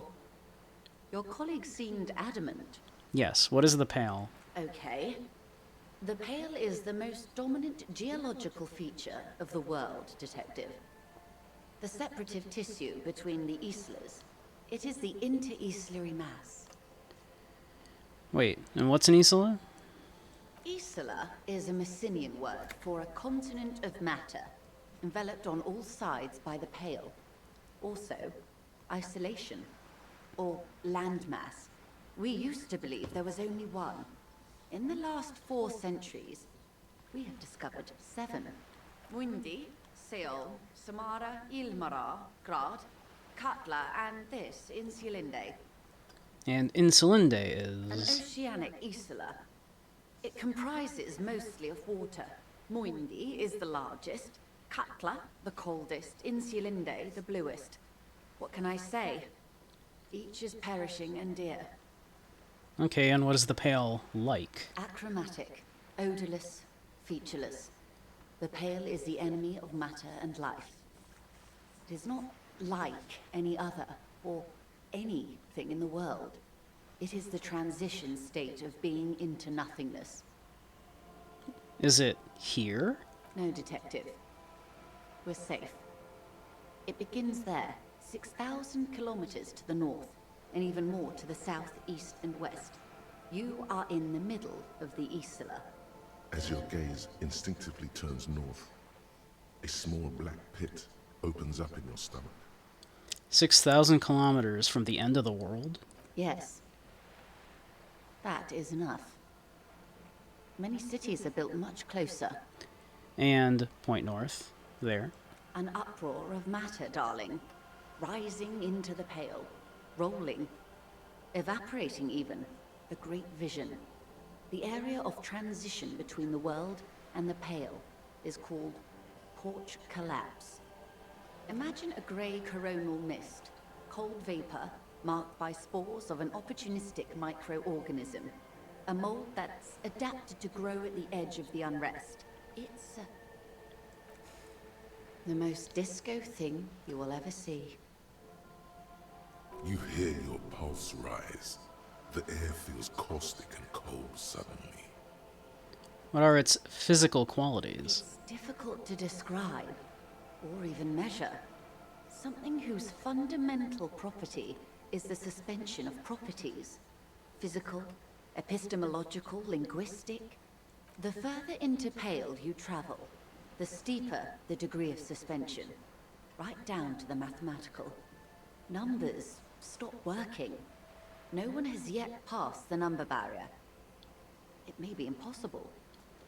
If we're surrounded by Pale, how do you get from Isla to Isla? Oh, it is so difficult for us. A squall of birds, Hardware operating in the harbor. Firm. Self-evident. It is possible to force dimensions on the Pale. In modern times, we can even compress its latitude, bouncing radio waves from one end to the other, shortening the path. But it is still hard for humans to navigate the Pale without getting lost, or having our minds damaged. The Pale can damage the mind? Extensively. How? Some say the damage stems from extreme sensory deprivation. Others argue that Pale somehow consists of past information that's degrading, that it's rarefied past, not rarefied matter. They call it the blend over of the self. The Pale does not only suspend the laws of physics, but also the laws of psychology, maybe history even. The human mind becomes over-radiated by past. What does this over-radiation feel like? It feels terrible. Absolutely terrible. International standards strictly limit civilian travelers to 6 days of Pale exposure per year. It's more for her. Way more. You're not a civilian passenger. No nameless detective of the Citizens Militia. I am a member of the Entreprenetic Business Class. I'm cleared and trained for 22 days of Pale transit annually. Are you over-radiated? Up to my gills, officer. What is entropinetic? Entreprenetics is the scientific study of the Pale, or a recent iteration of it by way of Grad. The study of the Pale reaches back 6,000 years. The Pericarnassians called it the Western Plain. Did they cross it, the Western Plain? There are signs of pre-modern crossings. Successful navigation of the Pale relies not just on technical know-how, but intensive psychological preparation. Some of these tactics have been known for thousands of years. What has entreprenetics changed then? Nothing. We remain powerless before the Pale. The only real advance in Pale transit is the speed with which an aerostatic craft can pierce it. Less exposure leads to less effects later. Aerostatic craft? Hybrid airships, Detective. Conventional rotors or jet engines no longer add velocity after the point of reference for motion is suspended, once you've crossed from near Pale to far Pale. In essence, we throw them in and they come out the other end. If we throw them precisely. If we do not? Then they don't. How much Pale is there compared to the world? The Pale outweighs reality 2 to 1. There is more Pale than there is matter, and the ratio is slipping. Slipping how? To our detriment, or...? What do you think, Detective? It's growing. There's more and more of the Pale. Precisely.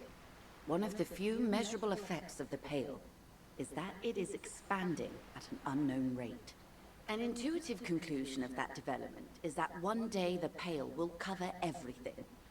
But this sort of talk is mostly left to extremists. It's not extreme at all. It's going to happen or cover everything. That can't be. Where would we go?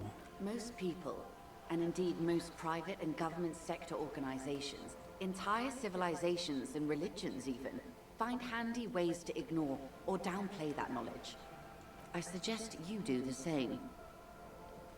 Off we go. You see the hanged man's mouth open. Off we go, into the Pale yonder. One and all. They say Pale is death, but for the universe. Why should we just leave, and the world get left behind? Let's return to reality, please. Yes, sweet reality. But before we do, tell me, Detective, is this the first time you're hearing this?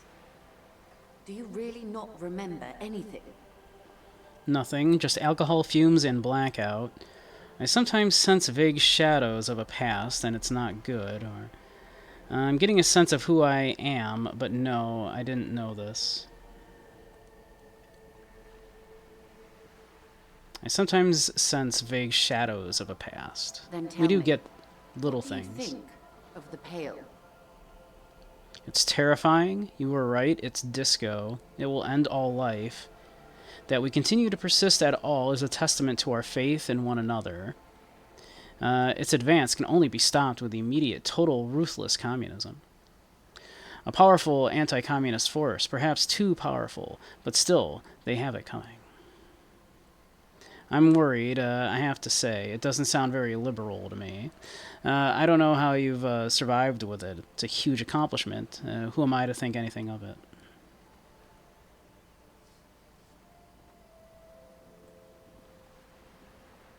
Its advancement can only be stopped with immediate, total, ruthless communism. Her eyes tense. Crow's feet radiate from them. She observes you, your bloodshot eyes and swollen face. You really didn't know. This does not spell good for the investigation, Detective. If you don't know even this, then... I'll handle it. It's under control.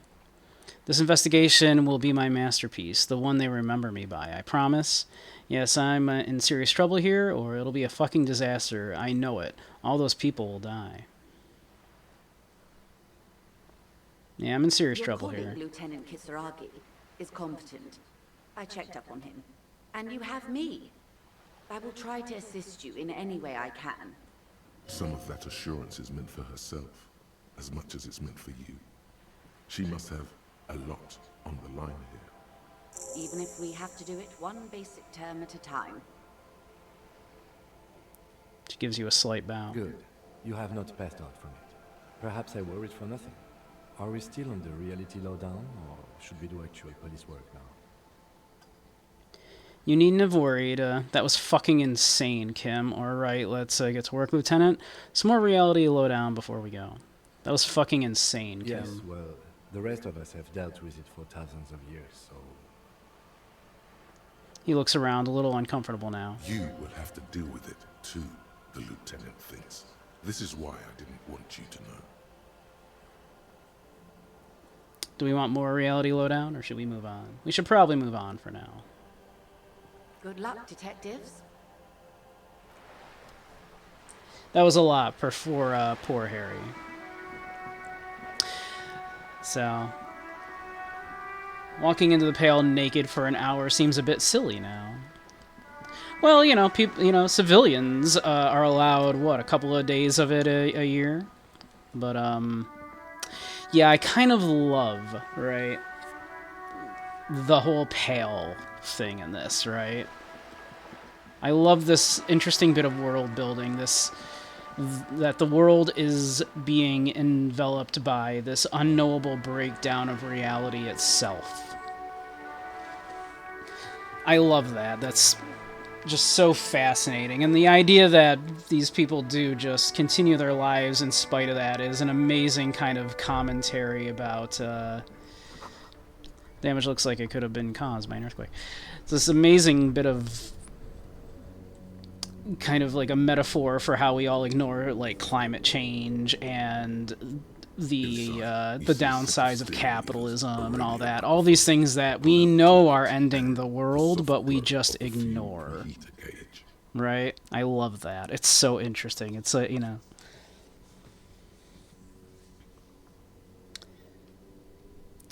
Kim, how do I turn the headlights on? All right. Ready? I turn, you press start. It's next to the preheater. He's downplaying his excitement. The Lieutenant is more than happy to show off his precious carriage. Press engine start. The dashboard lights up with orange glow. The rouse propeller gauge jumps, and the engine of the Caprice Canela comes to life with a whiny growl. I love how that drowns out the voices for a second. Like a leopard waking from its sleep, yawning and roaring at the same time. Press the button labeled The headlights. lights unfold with a little click, casting electrical light onto the ground before the vehicle. There you go. I'll turn them off from the remote once you're done. We just need to stand in front of the machine now.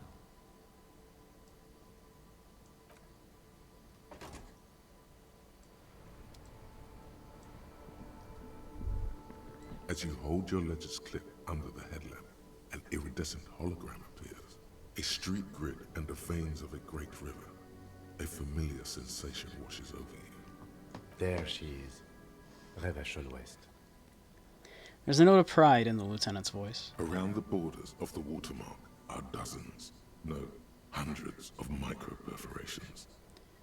Look at the shimmering street grid. The rectangular watermark is overlaid with the logo of the RCM, and yet the major arteries of Revachol are all recognizable. They shimmer in the Kanema's headlights. Wait, look around. A rat brazenly darts past you and disappears amongst the stopped lorries. In the distance, a child somewhere shrieks. A woman reprimands her in a voice no quieter than the child's cry. In the middle of a broken plaza, in a cone of light, barely visible in the daytime, two men, one slim, the other sturdy. They are on the city stage, but only one of them knows his lines. Ah, Martinez. He smells the air and says, "Where are we on this?" Let me see. Takes the ledger for a moment. Right here. Lays his finger on top of the map on a segment of the coast jutting out from the great ocean. Seems like a shithole. It has its problems. Look at the perforations. There are many of them, and they are divided into 3 separate rows. Tally up the different rows. The first row has 18 dots.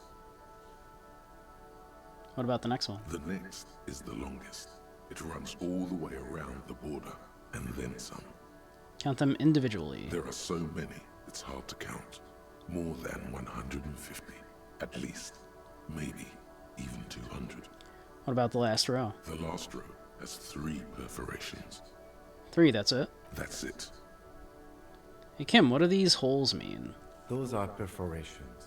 They represent your record as an officer of the RCM. They are your statistics, as it were. I should have guessed you'd keep a record. Officers often do. Let's take a look. Son, here is where we score your life performance. You better hope it's good. The first row represents your years of service. 18 years. Okay, not bad at all. What did you do before you volunteered? Wait, 18 years I've done this? That's what it says. I might have guessed even longer based on your age.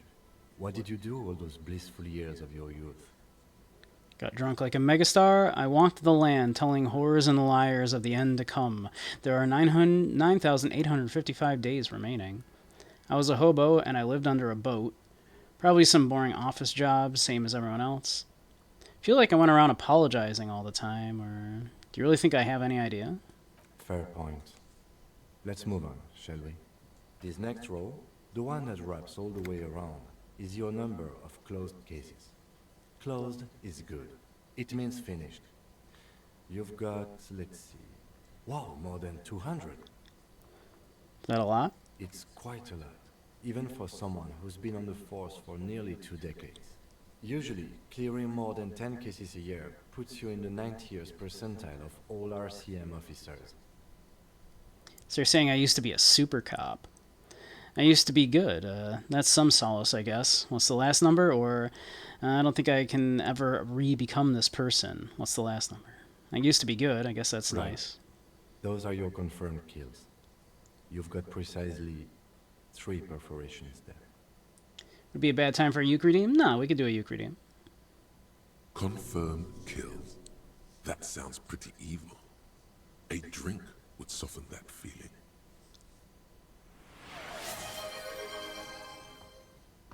Alrighty. Let me... Boop. What would you like me to try to play? The Communists Have the Music by They Might Be Giants. Would you believe, despite my love of both communism and They Might Be Giants, I still don't think I've actually ever listened to that one? Phone, no one asked you.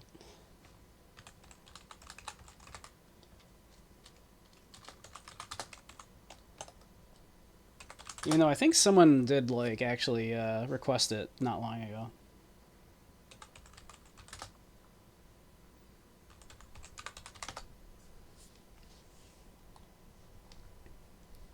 Despite my love of both of those things.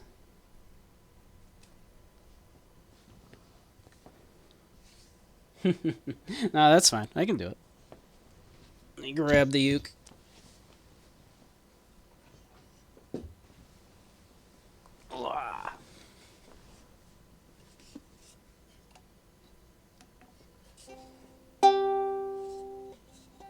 Yeah, man. My tuner is not liking me today. Yeah, man.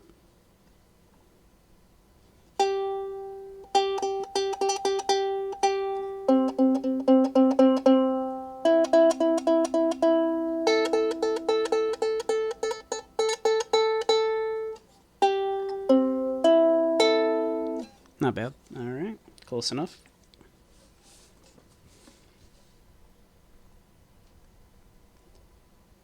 So let's see. It's like a D, a B minor, G, E minor, an A sus4. Let's see. I got handed an Ayn Rand sandwich straight from the can. It tasted so bland. I asked the last to pass me a glass. I know it's supposed to go. Last to pass me a glass of Engels' conditions of the working class. Right away they dragged me to the committee to explain my un-American activity. They're gonna see they made a mistake.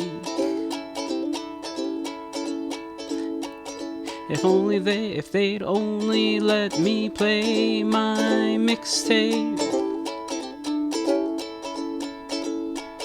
I'm not partial to Marshall or the plutocrats in their beaver hats, and the fascists have the outfits. But I don't care for the outfits. What I care about is music, and the communists have the music. I hear a melody, and just as suddenly I know who I'm supposed to be. I don't need a rationale to sing the International. I only need to plug in the headphone jack. It's a lot of quick chord changes there, so I can listen to my backing track.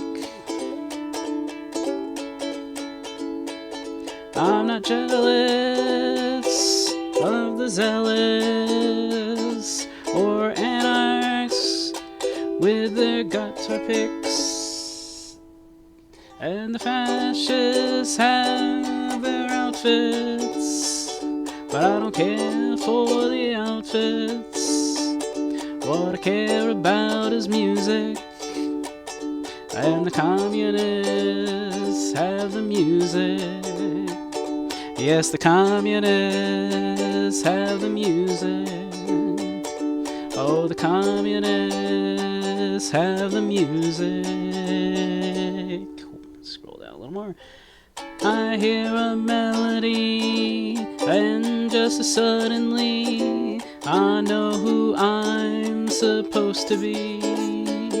I'm not partial to the Marshall or the plutocrats in their beaver hats, and the fascists have the outfits, but I don't care for the outfits. What I care about is music, and the communists have the music. Yes, the communists have the music. Oh, the communists have the music.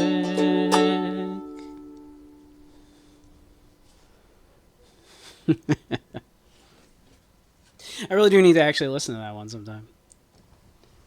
It's frankly shameful as a communist and a They Might Be Giants fan that I've not listened to that one.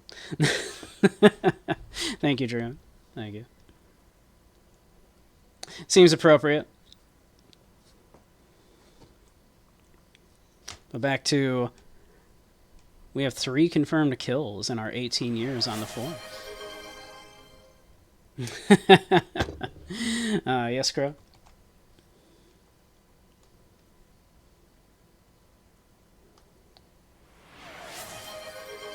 You're a foolish one, the Bard's Tale.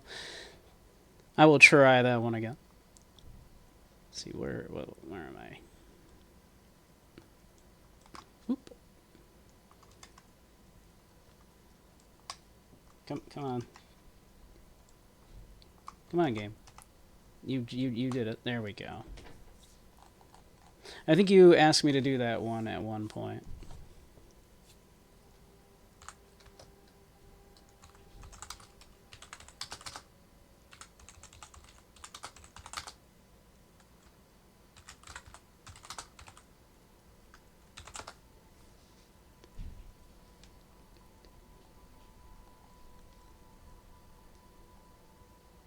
I think, if I recall correctly, we couldn't find the chords for it.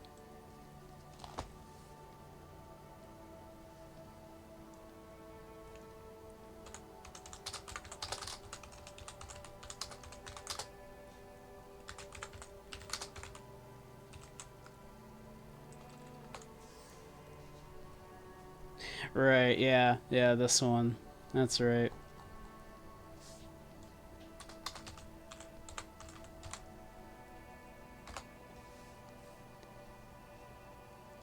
Well, we will find the lyrics then.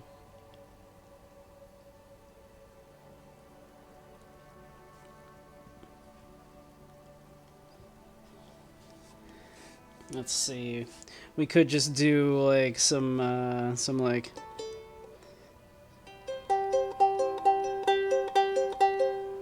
do this kind of thing. Like while we sing it. Oh, you are a jerk, a piece of work, the mission you'll be blowing. There's a one thing both this cast here you surely should be knowing. Like once inside your magic's gone and danger will be growing. And if you meet the shadow, lass your blood it will be flowing. Let's see. You're knowing it's growing, you're blowing, oh.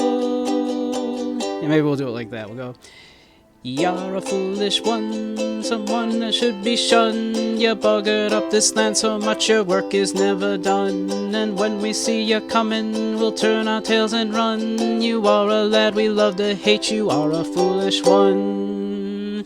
It's fun to run, you're done, oh. You aren't brave, you aren't strong, you are even imposing. You have no magic helmet or kilt or leader hosen. It's danger were to rear its head, or to rear. If danger were to rear its head, your feet would sure be frozen. A sorry wuss, but nevertheless the sod that has been chosen. A frozen leader hosen, imposing. Oh. Hey, Dylan. You're a foolish one, someone who should be shunned. You buggered up this land so much your work is never done. And when we see you coming, we'll turn our tails and run. You are the lad we love to hate, you are the foolish one. It's fun to run, we're done, oh. How was that? Something like that? Eating a Lindt bunny chocolate. You made 2 quesadillas? Nice. Quesadillas are delicious. You're a jerk, a piece of work, your mission you'll be blowing. There is one thing both of us here you shouldn't be a-knowing. Like once inside your magic's gone, the danger will be growing. And if you meet the shadow, lass, your blood it will be flowing. We're glowing, it's growing, you're blowing, oh. You weirdly like my version better. I was just doing the just doing that the four chords, just A minor, F, C, and G.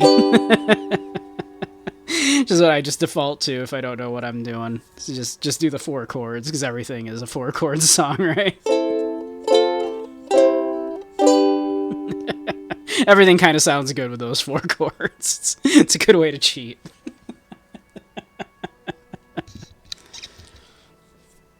You're welcome. You're welcome. All right.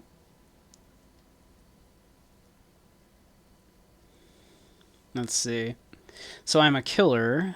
I was expecting a higher number, honestly, or that's not too many. Or it's not. Is now a good time to pour one out for the fallen? So I'm a killer. That's right. A killer of humans. Ah, well, thank you, Crow. For an RCM officer, especially Precinct 41, which is in the Jamrock Quarter, it's rather tame. I mean that in a good way. What's it feel like to kill a man, Mr. McCoy? A young woman asked the man across the desk from her. Honestly, babe, says John McCoy, crossing his ankles over said desk. I don't feel anything anymore. It's just like brushing my teeth. I do it once or twice a week and don't really think about it. There's no trace of guilt in his voice. There are certain officers who treat their kills like some kind of ghoulish game. If they do happen to solve a case, it's usually by accident. It's obviously the lieutenant doesn't think very highly of these officers. But it seems as though you are, or at least were, one of the good ones. So we have that to be thankful for. He's sincerely glad you're not a scary predator. Not to say relieved you're competent. Have you ever killed anyone, Kim? I believe we asked him this already. Yes. He says, declining to elaborate. It's not a problem for him to state it, however. How do you handle the strain? Everyone has their own method of coping. Some more effective or self-destructive than others. He gives you a meaningful look. Personally, I find it helps to keep up a few hobbies. Like what? Oh, this and that. Let's not get into it now. Maybe I should find a Why hobby. not gardening? You've already got the gloves. Points to your yellow gardening glove. It's meant in earnest. Please don't mistake it for a jab. Maybe I should pour one out for the boys, the fallen? If you want to pour out the booze you've been carrying around on duty, I'm certainly not going to stop you. I don't think I have any booze, do I? Pour one out on the ground ceremonially. A dark pool of cheap wine appears at your feet. It shimmers in the light of the Kanema. I didn't think I had any on me, actually. Honorably done. You have given up some of your own blood for theirs. I'm sorry for killing you. The gloaming comes for us all, but it came first for you. I will make it okay with the power of rock and roll. Here's to you, honored dead. I'm not really sure what you're supposed to say at these things. I'm sorry for killing Very you. noble of you. Are we done here? Thanks for this. The lieutenant nods. Okay, let's go. Right. I'll go turn off the lights. You can now see your statistics on your journal page, to the right of the task description.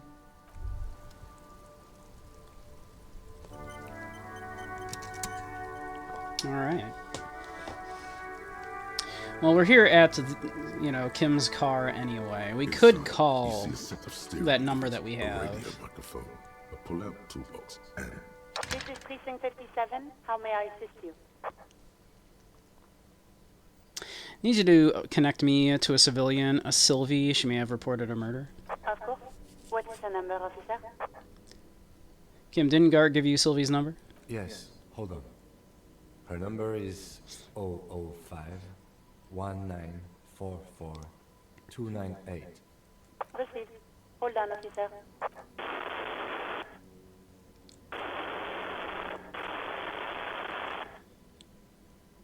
Start slapping a marching rhythm on your thighs or wait patiently. Give it a minute. She might be busy at the moment. Takes a bit to get to the phone. Just wait. Relax. Officer, I have Sylvie Malaika on the line for you. Yes, hello?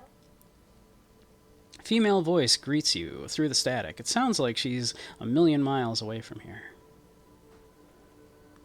Hello, this is the police calling. I have some questions for you about your last day's work. Sylvie, I believe we've met before. This is me, a detective from the Whirling in Rags. We were told that we had met her. Oh, right. Hello, officer. What can I do for you? You can hear resentment in her tone. She's not thrilled to be talking to you again. There is no resentment in her tone. She wants you to ask her out. No question about it. You quit your job at the Whirling. You mean, why did I leave the bar? Honestly, I'm not really comfortable discussing it with you, sir. Wait, why aren't you comfortable discussing it with me? Let's just say I left because I needed to get away from someone. Get away from whom? You know who. You think you hear a sliver of accusation in her words. Don't be paranoid. She's obviously talking about someone else, not you. You mean me? You needed to get away from me? I really don't want to talk about this. Let's just forget about this, okay? Alright, I won't push you on this. Are you ever coming back to work? Maybe, I don't know. I just know I have to take some time off right now. Was it you who called the police? No, not me. But why didn't you call? Didn't a corpse behind your workplace bother you? Do you know who made the call? Why didn't you call? Of course it bothered me, but I thought the union already knew about the corpse. I mean, what does the union have to do with anything? No one calls the police. The union would get angry. What do you mean by that? You know, what the union says goes. People listen to them and they take care of their own, which is like everyone here. I'm the authority here, or looks like there's a limit to my authority then, or tell me exactly, why exactly did you let a corpse hang in your own backyard for weeks instead of calling us? I see maybe there's something else you can tell me about. I didn't want to get in trouble with the others. Push her further. Show her the error of her ways. No, don't push her. It sounds as if she's about to cry. To get this straight, you ignored the law to save your own skin. What others?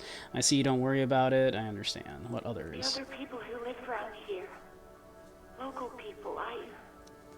I didn't want trouble. Her voice is resigned and weak. What trouble? You don't live here. You don't understand. Squealing is frowned upon here. Everything is dealt with, well, by the union, internally. Please, I just didn't want any trouble. I see. Don't worry about it. I understand. You do? Oh.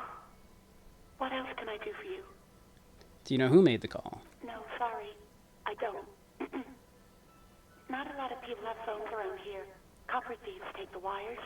People don't have the money to have the cables put in again. They use the union's phone, or the one on the coast. It was someone else. We'll find them sooner or later, officer. It just might take a while. Okay, next question. Go on. Have you seen my badge? Yes, I know who you are. You're a police officer. The law. Wait, how'd you first learn I'm a police officer, or my badge is missing? Have you seen it anywhere? Oh, no, I haven't, sorry. Real policemen have uniforms too, by the way. Where's yours?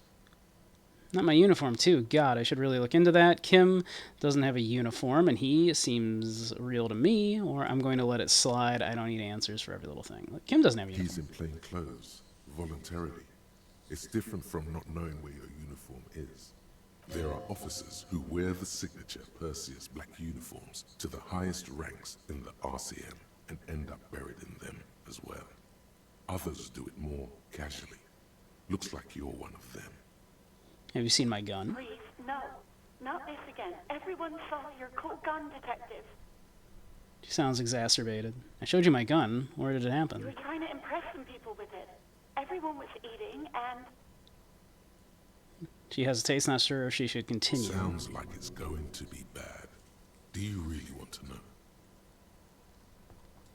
And what? What did I do? You were waving it around in everyone's face, begging them to describe it. You said it calms you, and then you started making suicide jokes. It got pretty graphic.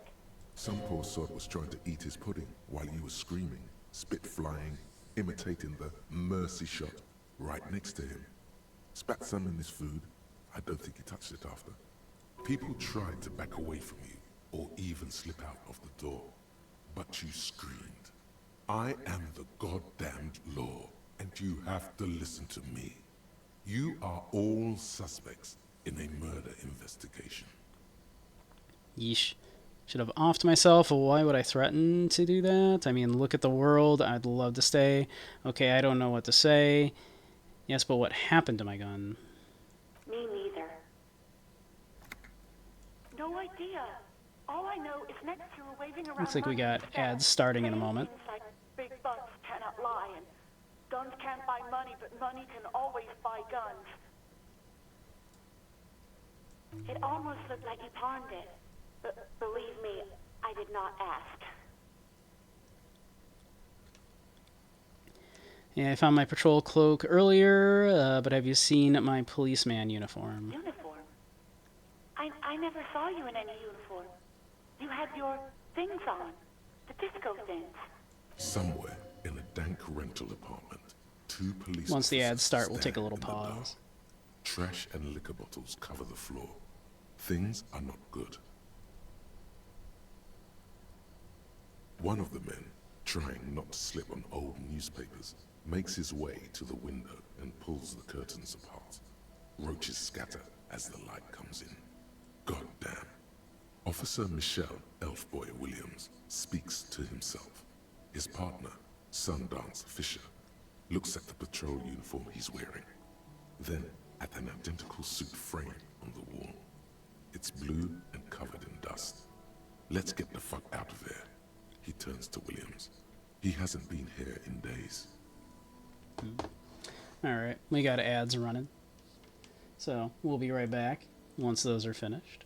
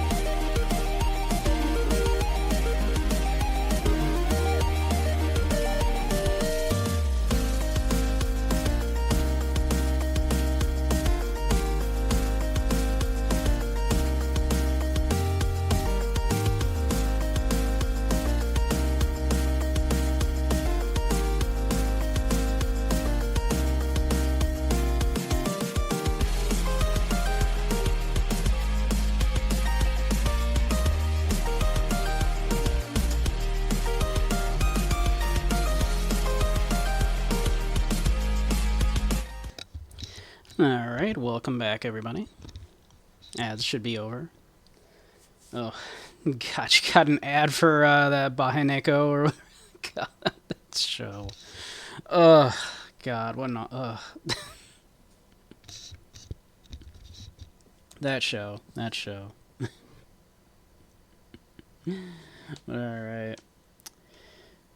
Do you know how my paperwork ended up in the trash container behind the whirling? Well, you tried to jam it down the toilet, sir, clogging it completely. After I had unclogged the toilet and retrieved the paperwork, I threw it out in the trash, thinking you didn't need it. I am sorry about that. Anything else, Detective? Came back from ads and got yourself some Hot Pockets and milk? Nice. You want to grab a cup of coffee with me sometime? I don't think she wants to grab coffee with us. I'm gonna go ahead and just guess. I do hope so. Please, don't call me again. Bye. Wait, why does she seem angry with me? Yes, you have obviously done something to upset her at the Whirling in Rags, when she was still working there.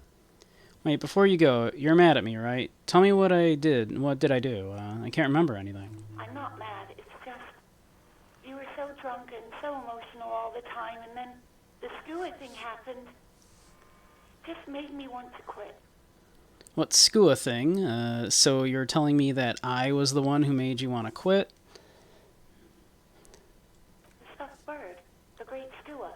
You threw it against the wall while screaming, "Fuck that bird," and laughing like a maniac. I think you said it had been giving you shit ever since you got there. This sounds like me, alright. This doesn't sound anything like me. I love birds. Bitch bird got was what was coming to her, or why do I always end up screwing everything up? It was a pretty bird. There since I started working in Whirling. I really liked her. You call her Scotty. There's genuine sadness in her voice. So you're telling me I was the one that made you want to quit? Yes, obviously. You were the worst client I've ever seen. And I have seen so many assholes in this place. I've had sailors fighting, union guys grabbing my ass, kids stealing booze. Once a guy was glued to the karaoke machine every night for 2 months. But you... Go on, I want to know what I did. Well, you were worse than all of them. Honestly, you were getting borderline aggressive. Even about little things like not turning down the volume at 3 a.m. I even liked one of those songs you kept listening to on repeat. No more. I hate it now. Hold on, which song? We Go On by the O.O. I can't listen to it anymore. You've turned it into a parody. Sorry. Sorry about the song. To hell with that song. Then there was your room. Your project. An experiment to see how bad it can get in there. I tried to send the cleaner, but you wouldn't let me. Threatened to make me understand. I had no idea what you meant, and I don't want to know. And then you screamed something about how you're a piece of shit human being, and why does anyone even let you work as a policeman? That you'd fire yourself, but you can't even do that. I'm sorry. And then I had to deal with your toilet, the one you clogged with police documents, causing water damage downstairs in the kitchen. I won't even mention you waving your gun around, harassing customers, threatening to sing karaoke, threatening to kill yourself. Okay, I get it. I wasn't a very good tenant. No, you really weren't. You were simply the worst. I'm truly sorry for everything, Sylvie. I was trying to show you the world of tomorrow, the great panic at the end. Well, you're the worst tavern wench I've ever seen. Or, girl, just loosen up a little. Don't you ever party? Or, I don't even know what to say. I'm truly sorry for everything. I knew I shouldn't have brought it up. Just try not to call me again, and let's pretend it never happened. What else did I sing besides the O.O.? I'm looking for a song. All sorts of things. From disco, rock too. So much disco and rock. Was I singing The Smallest Church in St. Sanas? Yes, that's the one you like to sing along to the most. The later it got, the more that one came on. Interesting. You still have to find a copy, though, before you can blast it. Right. Thank you for talking with me. Take care. You hear a sigh of relief on the other end of the radio. Wordless, the call breaks. Then, the already familiar voice. Anything else I can help you with, officer? I'm done with the radio for now. 57, over and out. In the cabin, you see a set of steering levers, a radio on a hook, a pull-out toolbox, and the soft glow of the fuel pre...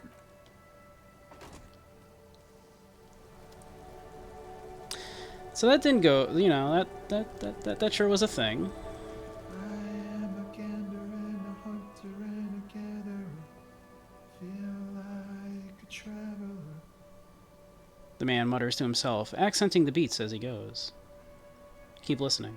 From another planet. Hey there. What's going on here? It's the jam, my man.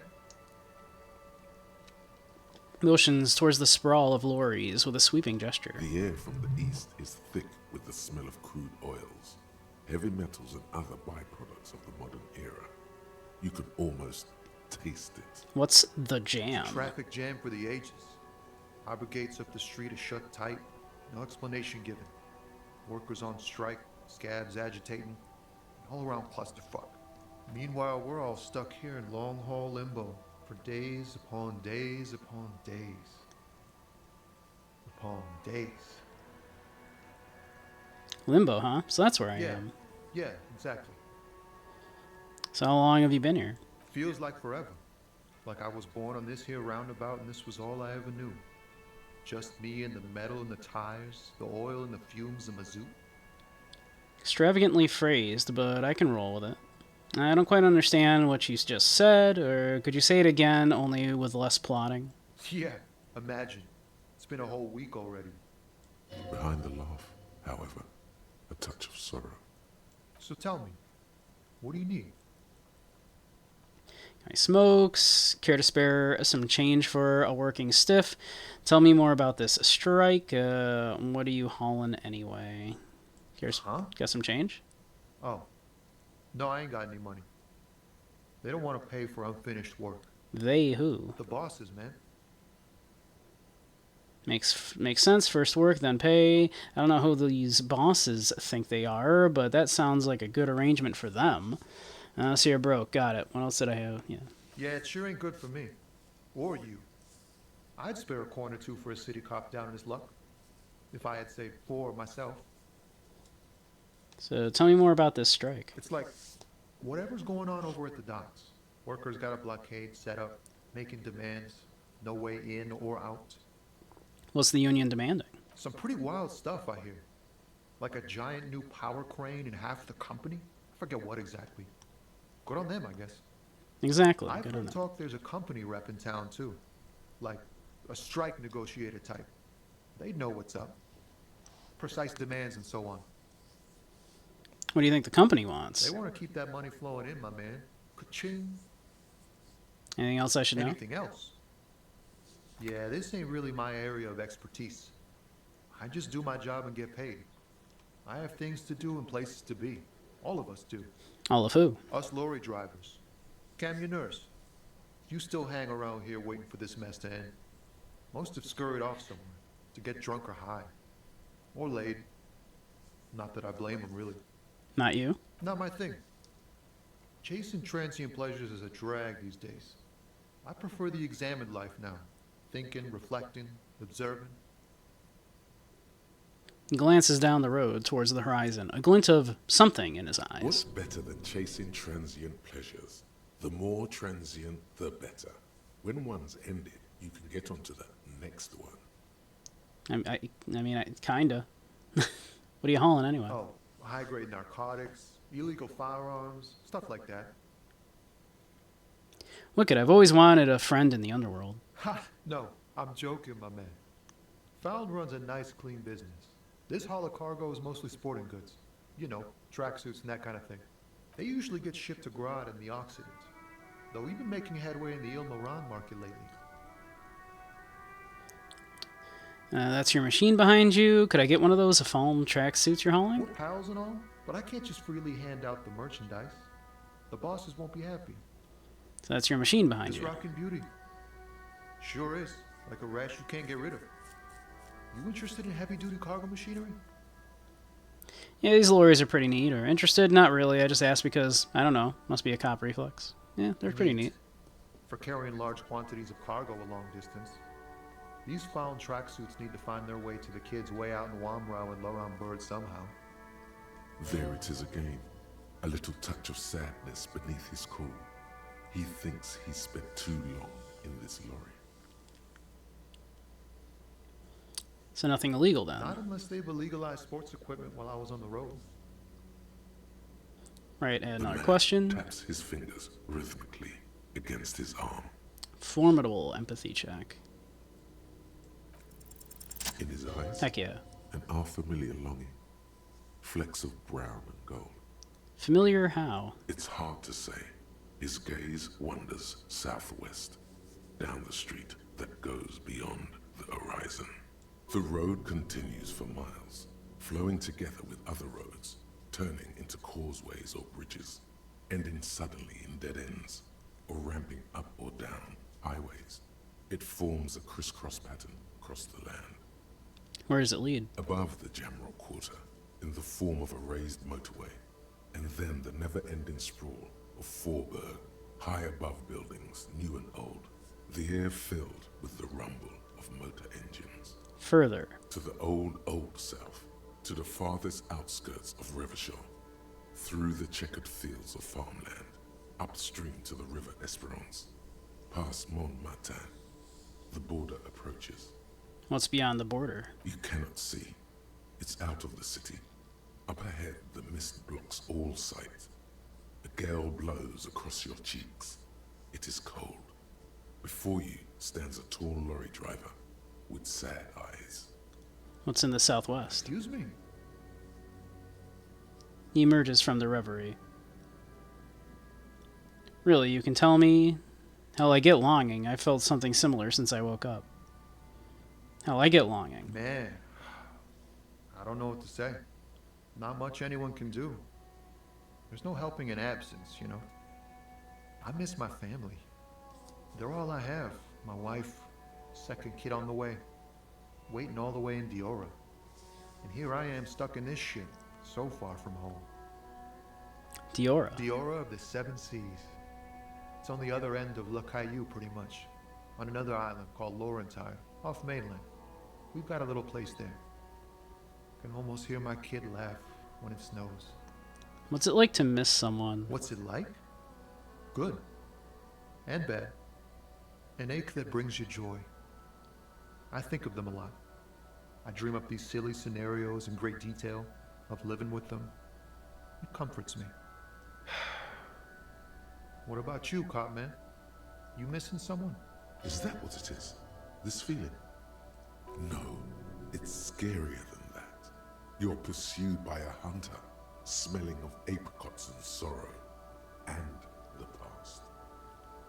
I miss my gun. I lost it. I'm fine, man. I don't miss anyone. I miss someone, but I don't know who it is. No, I feel hunted. I miss someone, but I don't know who it is. Yeah, we'll go with the hunted. By what? By a shadowy figure known only to me as the X something. Yeah, actually not. Let's change the subject. Yeah. An ex-wife? The pain burns in your chest, radiating. The crown of arteries on fire. Ex-wife? No, it's a sinister presence that hunts me across all planes of existence. Or it followed me into the world when I woke. I think it may be a planar hunter, or whatever it is. One thing is for sure, it's not my ex-wife.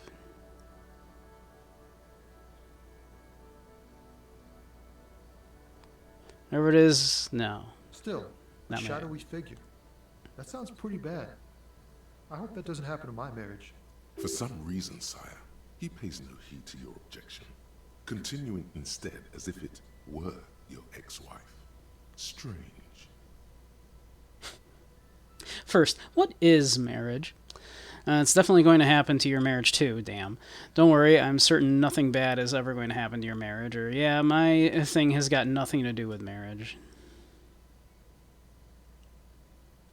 First, what is Man, who marriage? even knows? It's like a legal contract, but also a bond between spirits. Everyone is different. That's all I can say.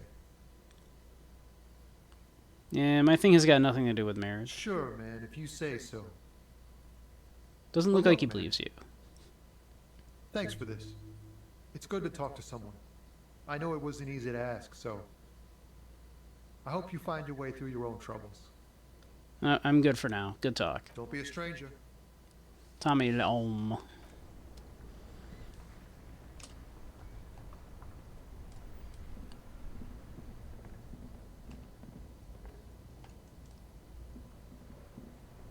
What if it was Tommy all along?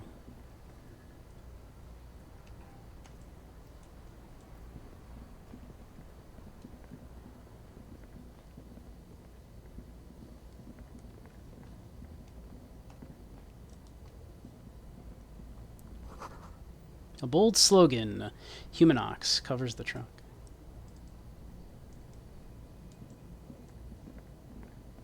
An old monument stands in the middle of the traffic island, pointing toward the sea. It looks as if it's been reassembled piece by piece, secured and mounted in the air with the aid of numerous ropes and rods. Who is this? A silver plaque on the statue's pedestal reads, "I am Philip III, the Squanderer, the greatest of the Philippian kings of Revachol, son of Philip II, the opulent, father of Philip IV, the insane." Not a good track record of mental health in that family. As you look up, you notice something about the statue. There are some odd indentations on the king's chest piece. What indentations? What do I see? Something with great kinetic energy seems to have impacted the cuirass, around where the heart is. A bullet? Lieutenant, has someone shot the king? Okay, I can't see it, but I take your word for it. What do you think? Well, Martinez is riddled with bullet holes. This place saw a lot of action during the revolution. But the statue is recently renovated, so maybe a joke? Target practice or a political statement?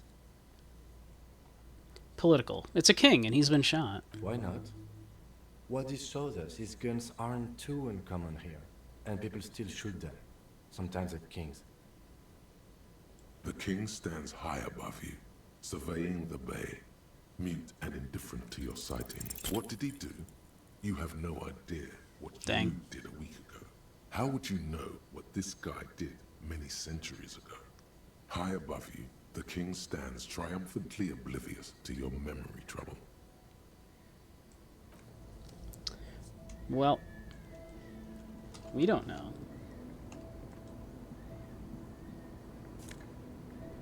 Ooh, a white tank top.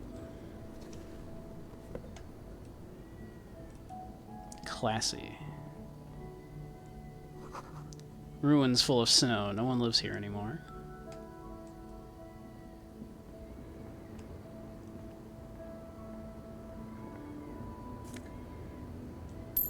$1.07. Hell yeah. The small, wrinkled woman does not greet you. She nods along to something on her radio. A photograph is clutched in her hands, and there is a warm smile on her face. It's the warmth of a winter night's fire.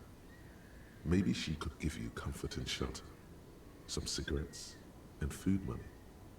Maybe she's your... Grandma? Nothing. Her smile just keeps widening. Her hair is gray like lead. No, this one is a monster in disguise. Snap your fingers in front of her face. Excuse me, ma'am. I'd like to ask some questions. No response. Wherever this woman is, your words fail to reach her. Wait. The lieutenant stops you before you can snap. She's just a distracted old woman. Better to leave her alone. Why? Why? I just told you why. Fair enough, Kim. Fair enough. It's probably nothing.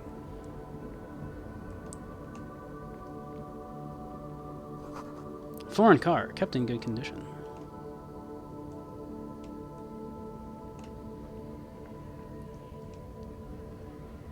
Don't mind me, just gonna grab this change off the ground.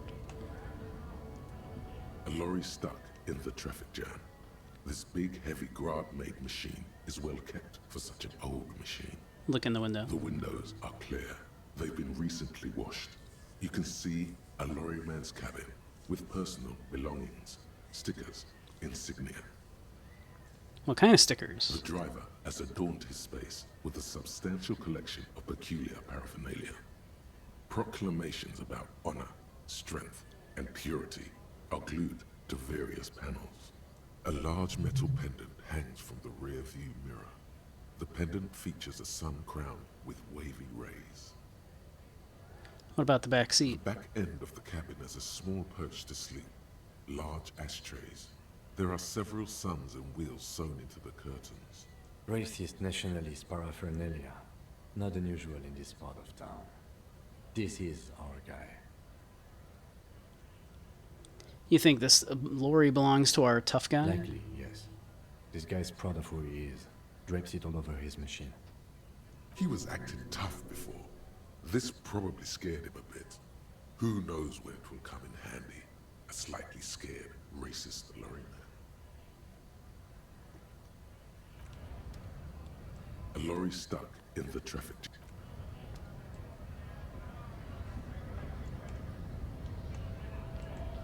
We haven't talked to this scab leader in a minute. Huh?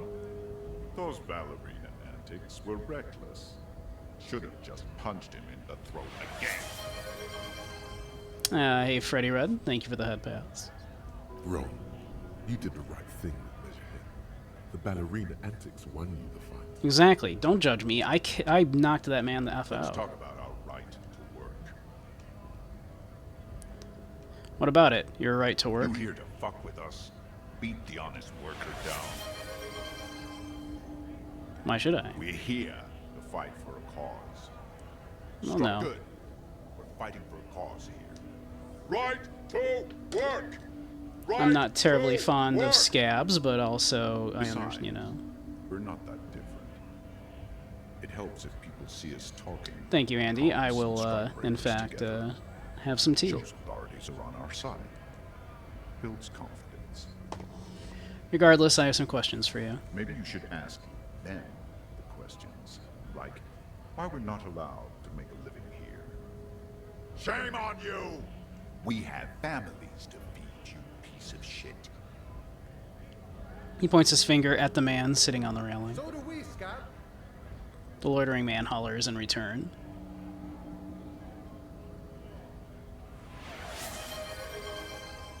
Aw, thank you, Zaire.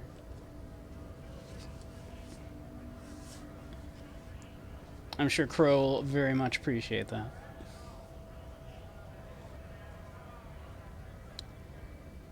What is a strike?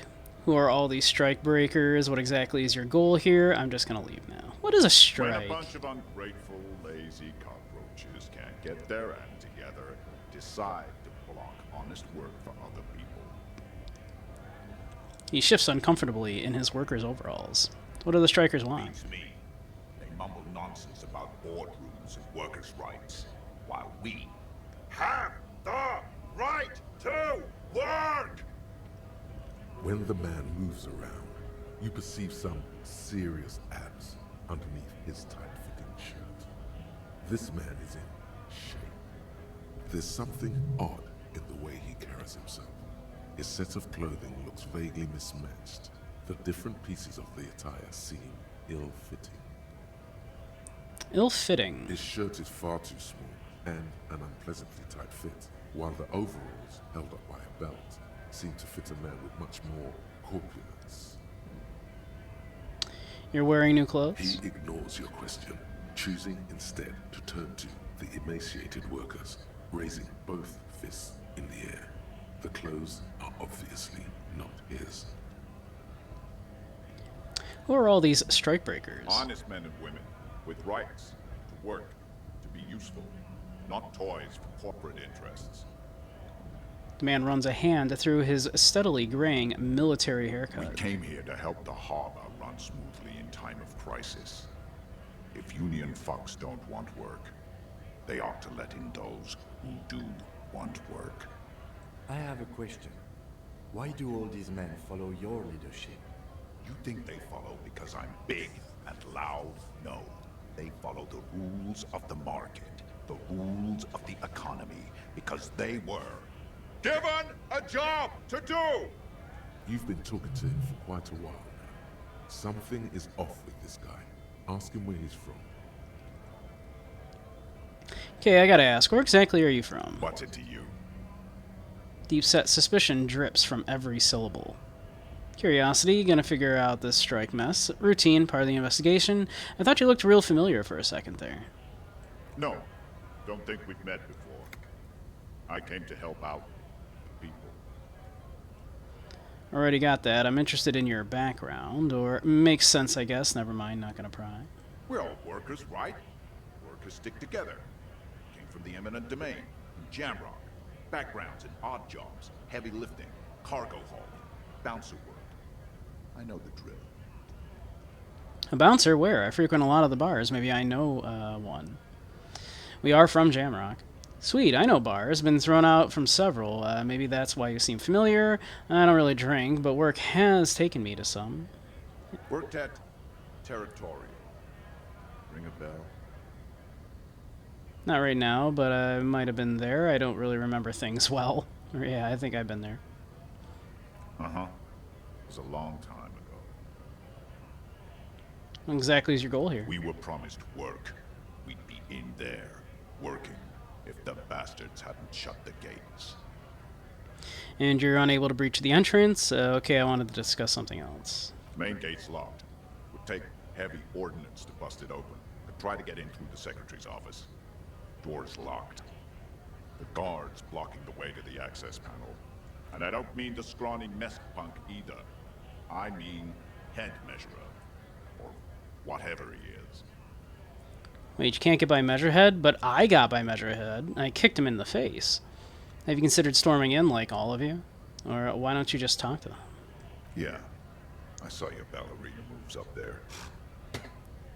In a real fight, these acrobatics will get you killed faster than a bullet. You caught him off guard. That only happens once. Now he's alert, standing on a narrow bridge, and my men are tired and hungry. Why don't you just talk to them? Like civilized folk, you mean? These native fucks don't understand civilized. It would be better for the neighborhood if you went home, at least for now, if you can't get in anyway. No! They will give up eventually. Or get drunk. Leave the button unguarded.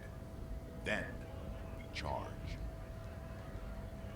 Perfect. A lightly bearded square wedge.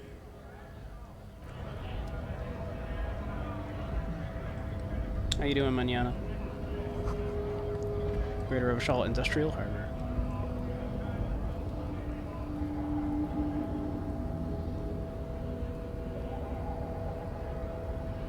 Hola, wandering man. How can I help you? You're the man in the boots at the gates. Kuno said you know about the armor. The little boy had a good on his promise. His promise? To get me into trouble. To sick the pigs on me. Pardon the choice of words. Not mine. What happened? I was asked to look into that armor situation. Official Union probe, you know. Track it down, see who took it. Did you? At first I thought, why not? Maybe the pieces can feed the strike. Buy us a few more days under the sun, you know? So I went to this boy. He said he'll make me his prison bitch. He's got eyes everywhere, the cops in his pocket, and he's the king of Jamrock. Serves me right for doing menial footwork. I dropped that probe right then and there, and it still got me into trouble. One bad move is all it takes. So Kuno used us to what? Scare you? The probe into the armor. What did you learn? I learned that people don't want to talk to a drunk Union man about some armor. What else? Not much. Technical stuff mostly. That was the interesting part. What sort of technical I stuff? did some research into this armadura. Let's say I have friends at the library. I didn't get into the material science, just how it comes off. How does it come off? In parts. 4 in total. The helmet was the first to go. The kid says he tore it off and kicked it into the sea. I believe him. The boots were still on the guy last I saw. Too hard to remove. So, as I count, there are 2 parts missing. The gauntlets and the cuirass. This is where I left off. Too much hassle. More like a job for some militia. 4 pieces of armor up for grabs, then. But I already sent the boots I away. guess you won't be collecting them all then. That's less work for you at least. Hold up, 4 pieces. Helmet, cuirass, gauntlets, boots, and what about the leggings? Oh, they're just gone. They don't exist anymore, if they ever did at all. Forget about them. I did. I'm going to find 1 piece of it. 1 is enough. Actually, I may have better things to do. Yeah, I'm gonna find at least 1. Some junior officers can take care of the rest. Smart choice. It's only that one spot you need armored too. The one the bullet hits. Exactly. Good luck if you go for those boots though. You'd have an easier time wresting the spurs off a boyadero than getting them off you. So what, Kuno used us to scare you? It's a minor nuisance. It's all good. Contemplates taking a swig from his flask. He thinks, not yet. Better to get this business out of the way. Sweeter then. Thank you for cooperation. If you see that kid, thank him from Call Me Mañana. Thank him for showing me the way. He is sincerely grateful he is not tracking down pieces of armor right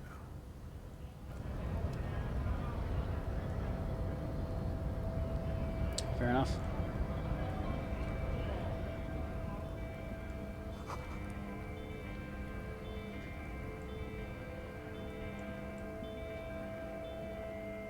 Looking for something odd?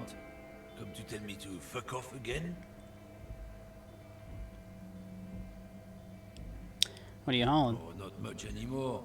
I'm here to pick up some cargo, but the dock workers are on strike, so it's a sit and wait on your ass situation. What kind of car are you supposed to pick up? Apples. Apples? Yeah, apples. I take it you had other questions? He's given you the runaround. Let's be honest, you were bested. I found this mug in the trash. Oh man, that's great. Look at that guy go.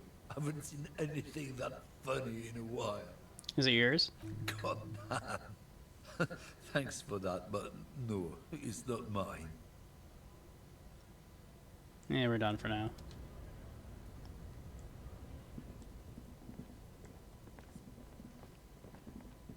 Let's see.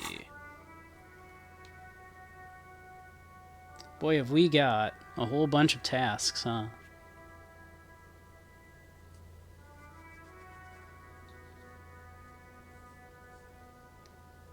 A big one. We need to prove our authority to Titus Hardy. Investigate the crime scene or the body, look for a witness, get help from the union boss or the company rep, tie them to any other crimes.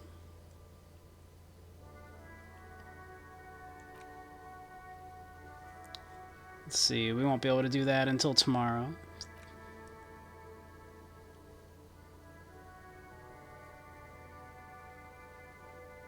Find smokes and smoke them.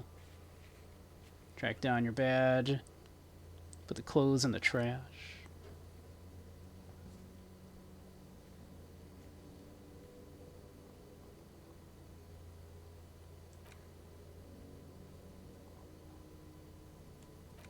We have so much left to do.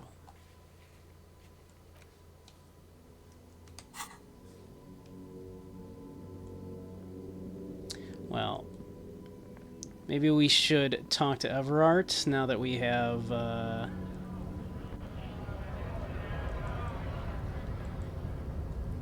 talked with the Hardys, and they admitted to murder.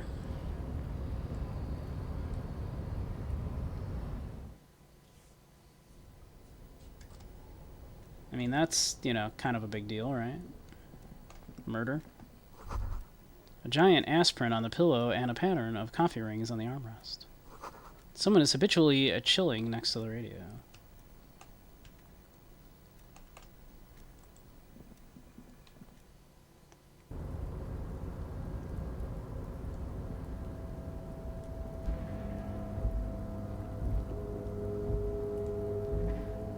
Let's see.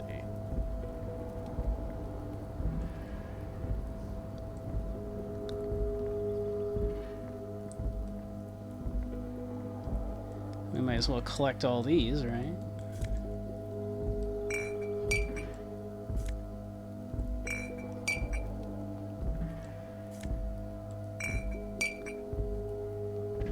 I mean, this is good money, just lying here, right?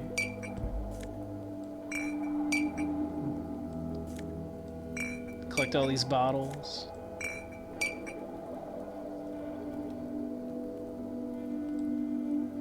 Good money.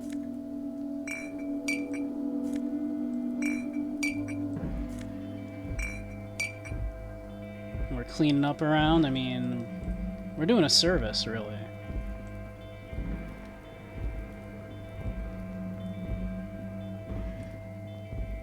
So is there even a way down from here?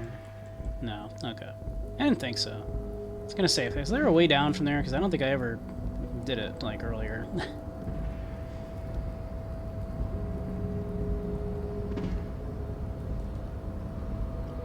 A rusting control panel with several knobs.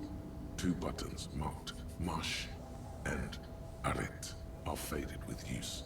It seems to control the large crane above. A container is attached to its hook block. Marsh on. Arret off. With a loud grind, the crane shifts overhead, moving a massive metal container through the air.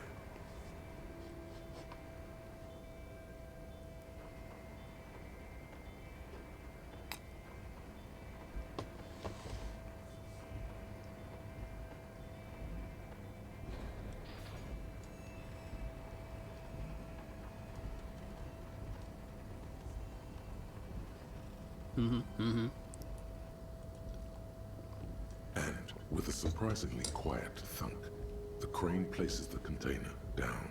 This crane was built with a purpose, which has now been fulfilled. To move this container. What's inside the Who container? can say? All you know is, it's special. I can't see how that was worth the records, except for seeing a crane in action, which I admit was satisfying. Press Arret. The crane does not return to its original position. It does not move at all.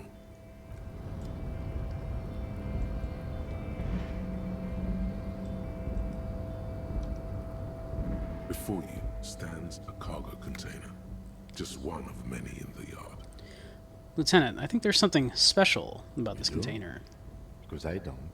Why not? There are a million containers here. Why are you fixating on this one? It was just hanging from the crane. I don't know, Kim, it just feels special. I'm going It's with a that. cargo container, detective. Just like all the others. He doesn't even look at it. We are not here to interact with containers. We are here to talk to the Union, right? Knock on the No door. reply. The knock produces a hollow ring of metal. Doesn't sound like there's anything inside the container. Open the door. You attempt to turn the handle, to no avail. The doors seem to be mechanically locked. To your left, the lieutenant considers your actions with some puzzlement. Persuade the door to open.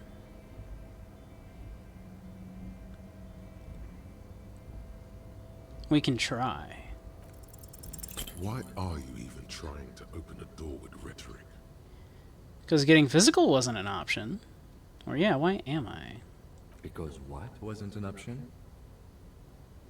Using my body over my wits? Now is not the time to get philosophical, detective. You can do that after hours. I am always getting philosophical, Kim. It's what I do.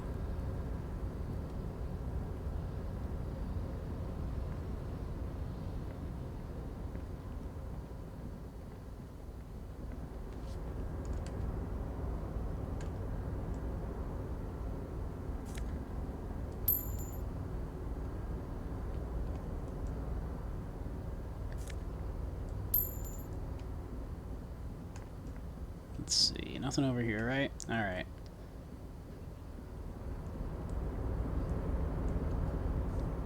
Oh, hey, mister. I'm not gonna bother you with a long greeting, just like we talked about before. I know you're probably a busy man being an important police officer and all, and personally, I think the more people keeping the peace, the better. Yeah, thank you, Leo. Yes, yes. Everybody needs a job, and this is mine. I'm Leonard, by the way. Leonard Bellick. But everyone calls me... Hey, Mala. Welcome, welcome. How you doing, hon? I'm doing well. I'm playing some Disco Elysium, one of my favorite games, so we're having a good day. I'm like Mr. Everett's right-hand man when Mr. Edgar is out of town. Ah, glad to hear it. Mr. Edgar's right-hand man when Mr. Everett is away. What have you been up to, Mala? Last I heard, you had another commission you were working on. Actually, Miss Beaufort is the right-hand man, but she's a lady. Who is this, Miss Beaufort? The lieutenant looks up at A Leo. real pretty lady with a skin like those Douai Sucre candy bars my missus likes so much. Them are real nice to suckle on once the dinner is done and me and the missus sit down beside the radio. But I can't listen to the radio all the time. There's so much to do around here and I'm always busy keeping things running here. Yes I am, yes I am. Leo is such an innocent man. Finished the commission a few days back and went figure hunting today. Oh, nice. Find anything good? Miss Beaufort topic. Let's see. Hold on. Who's this Miss Beaufort? Oh, Lizzie. She is a real sharp tool. Mr. Everett put her through some fancy school and everything, east of the river. 4 years she was gone, and when she came back, she was all fancy and lawyerly. But she's a real nice girl. Grew up in this here neighborhood. Knows everybody and gets along with everyone. Real pillar of the community one day, I'm sure. We know Lizzie. For a fraction of a second, there's sadness in his eyes. If me missus and me was to have a child, I'd be real happy if she turned out like her. But she can't have kids. Ah, poor Leo. Found a good haul? Nice. Dr. LeMaitre What kind of says so, figures? and she knows about such things. Been a doctor for almost 50 years she has. He sighs and falls silent, watching you meekly with his blue eyes. I think you're doing a great job around here, Leo. Yes, this place really seems to run like clockwork. Keep it up, Leo. Lieutenant smiles a little at the man. Well, thanks a lot. Coming from you, it means a lot, really. You didn't think it was possible, but the smile becomes even wider. Sometimes I feel some of the guys don't really get how much I bust my ass for them here. But you guys are alright. The white rectangle on your clothes might not mean an awful lot in Martinez, but the recognition from an authority figure made Leo's day. Aw. Got 2 third-party Transformers, 2 official Transformers, and 1 Kaiju 09 figure. Nice.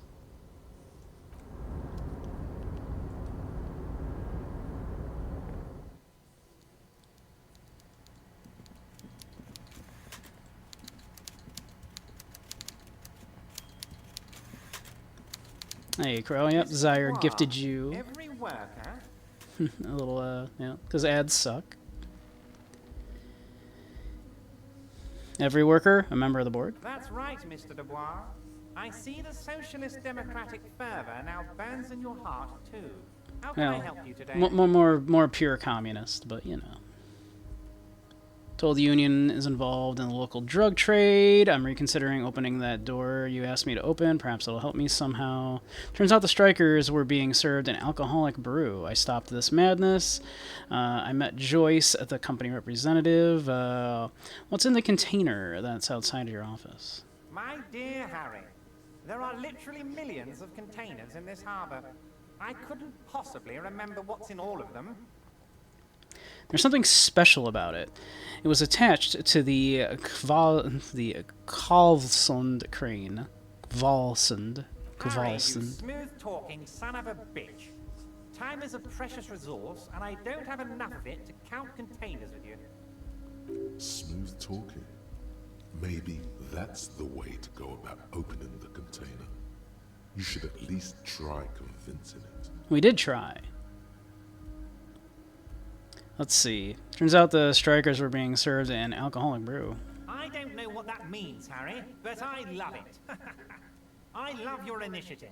Knowing you're out there keeping things running lets me focus on the big picture stuff. Don't even tell me what was going on. Alcoholic brew, stronger, stopped it, strike. I'm just gonna let you surprise me, Harry. Told the union is involved in the local drug trade. What? Harry, how could you say that to me? You know I appreciate a joke as much as any jolly fat guy, but I can't take slander. Are you actually investigating this? I am, which is a lie, because we're not. No, I'm not. Or a no comment. No comment. Harry, you wound me, Harry, in the heart. But I trust you to put this to bed. Do what you must, and let's change the subject, shall we? Thank you for your understanding. We will continue to do what we must. You too, Lieutenant. You know, I like you, but you never were my favorite. I'm a Harry guy. I'm Team Harry. Team Harry. None taken. Did we have anything else to do here, Harry? I met Joyce, the company Oh, representative. that's very nice. I haven't gotten around to her yet. I'm very, very busy, you see. I hope you're getting along. One thing I want to make very clear, Harry, is that this is not some kind of union versus corporation situation. Everyone is just pals here. Oh, absolutely. Just pals. Ah, you'd like some jingles, Pip? There you go, Pip. Just We're pals. all trying to do what's best for Martinez. Don't feel like you can't cooperate with her because you and I are such good friends and I helped you get the body down. And I'm helping you find your gun. I'm not a jealous guy. Mm-hmm. Whoa, that's so nice of him. Suspiciously nice. Are you sure? I find it a little odd. I told Joyce that I met you. What happened to the previous negotiator, Mr. Gaumont? Joyce said the previous union leader vanished under suspicious circumstances. Everard Joyce seemed to think the union is lowballing her.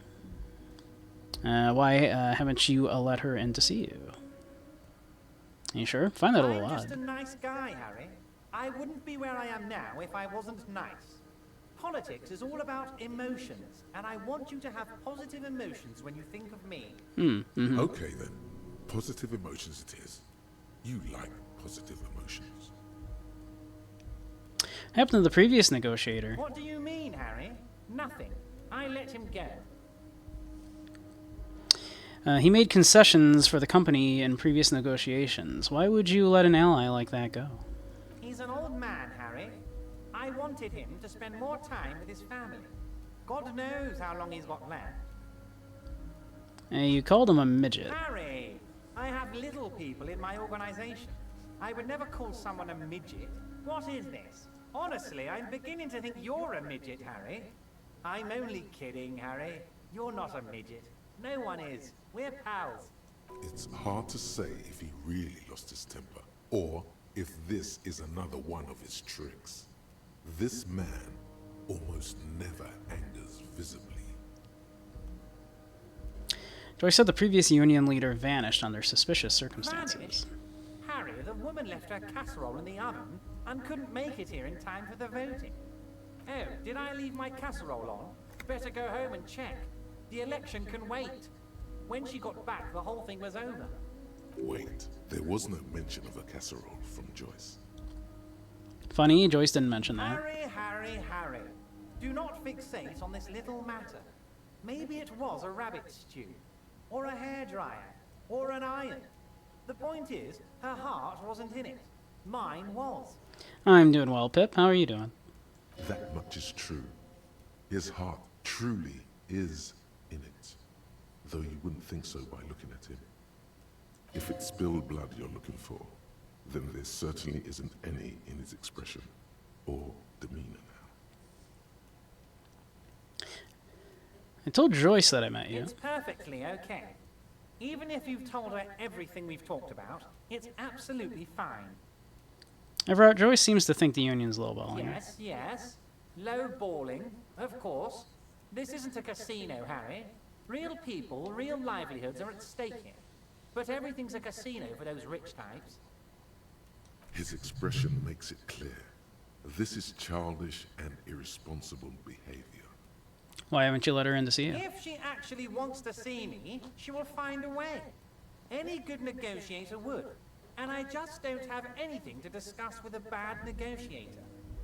Tired but good? Yeah, I hear ya. He doesn't want to see her. It's as simple as that. Okay, let's talk about something Of else. course, Harry. Let me just assure you one more time. It's perfectly okay to share anything we discuss here with this Joyce. This is a completely transparent organization. I have no interest in what she is doing, but I myself have nothing to hide. Your business is your business, and I respect your privacy. Just remember, none of this is secret. Tell her about all of it. My brother's picture, my singing swordfish clock. Tell her how overweight I am and how I'm helping you find your lost gun. Tell her about everything. Everard doesn't mind. Haven't watched the older Marvel films in a while, and now you know why. This is weird. Not nice weird, but okay. I have very few nice things to say about the Marvel movies after Captain America, basically, yeah. This is weird. Not nice weird, but okay. Reconsidering opening that door. Should we? Just to play along with Everard? I really don't want to. I really don't want to help either Everard or Joyce, if I'm being frank. Messing with your new figures? Nice, nice.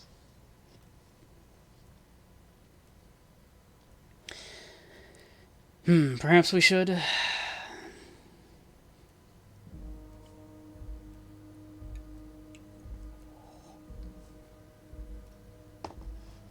You appreciate Iron Man 3 for demonstrating that he is a genius and a superhero without the suit.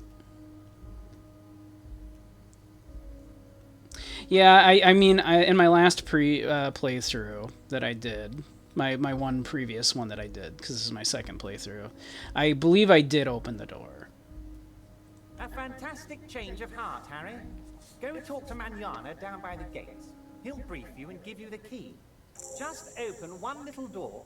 You don't need to go in or anything. I just want that weasel to come home and see the unlocked door. That's it. Anything else we should discuss?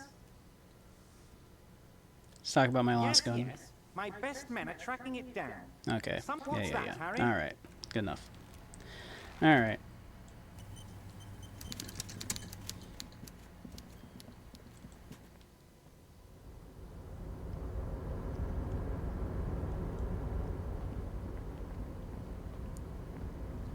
All right. We'll play along a little bit.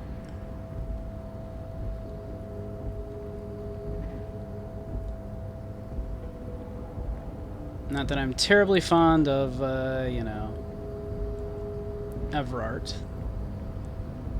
I believe Everard, of course, as a corrupt Union man, is merely co-opting these communist beliefs to further his own agenda, and I don't believe he is an actual true comrade. We missed a bottle.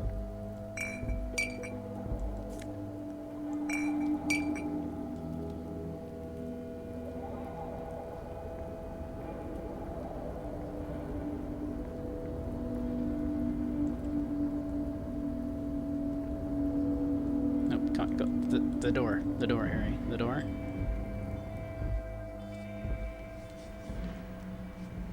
There's nothing left in here that we need to do. No, okay.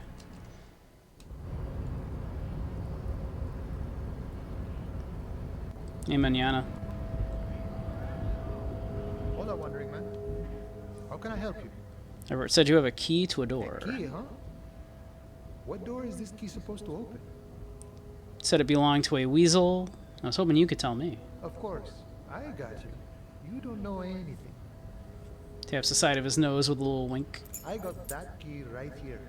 And let me tell you, it's mighty good of you to help us out during the strike. Working class solidarity, as they say. I saw an opportunity and I took it. I'm a hustle grinder. I heard something about a weasel and I didn't like... And it didn't sound like a local polar weasel, if you know what I mean. Wink. I'm not opening this door for myself. I'm opening it for all working men. I knew this man was a commie. And it's a good thing you're doing too. Thanks. What you're looking for is a basement door behind the greenhouse. That's behind the whirling in rags. That's all I know. Our organization is what you call compartmentalized. Means we keep out of each other's business. Okay, but where did you get the key from? The janitor gave it to me. Nice fella. We talked about life and things that really, truly matter. His gaze wanders off into the distance. None of this mess with this jiving and juggling. What's it for? To feed our children, I guess. Anything else I should know about this task, this weasel person, when he'll be home? I'm more of a philosophical dock worker. I like to talk about the big picture stuff. Who I am, who you are, what we are fighting for. The man takes a big sip from his flask. Who he is and what they're fighting for? This is interesting. Ask him about the Hardy Boys. We got ads starting in about a minute, so we'll pause once that happens. Actually, do you know anything about the Hardy Boys? Those Hardys? They're an independent militant group. A bit too high-strung, but it comes with the responsibility. They're sort of like you. Preserve the rule of law and all that. Except it's everyone's law. But really, they're just like you. Why are you striking? Our share. Your share. Aye. Wait, so not wages or pensions, or how large a share would you like? Oh, okay, economy stuff, I get it. I want to talk about something else. So not wages or pensions? They already covered. Shouldn't you be grateful then? It's a lot more than most people have. At least you've got the benefits. That's something. However much you feed the wolf. It's not enough. Not enough to get ahead. More about keeping us in our place. How large a share would you like? However, right now we want all the harbor workers to be on the company's board, so they could take part in the decision-making process. Are you a communist? No. I don't think I'm a communist. Seeing something of value and saying I want it all to myself is a much older and simpler notion. No science to it at all. Even a weak child can think it. The only things holding someone back are I can't and I shouldn't. And there's the ads. We'll take a little short break. We'll be right back here. I think I've asked this question before, but have I read The Conquest of Bread? I've not. Yeah, you did mention it. But no, I have not yet.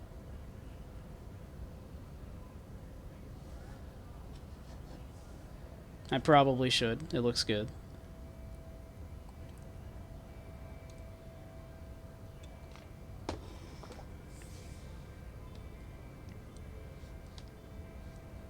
Maybe we should just continue through and go. We'll ask. We'll wait until commercials are back. I don't want anybody to miss anything. But yeah, this game has a lot of nuance with these things. I like it a lot.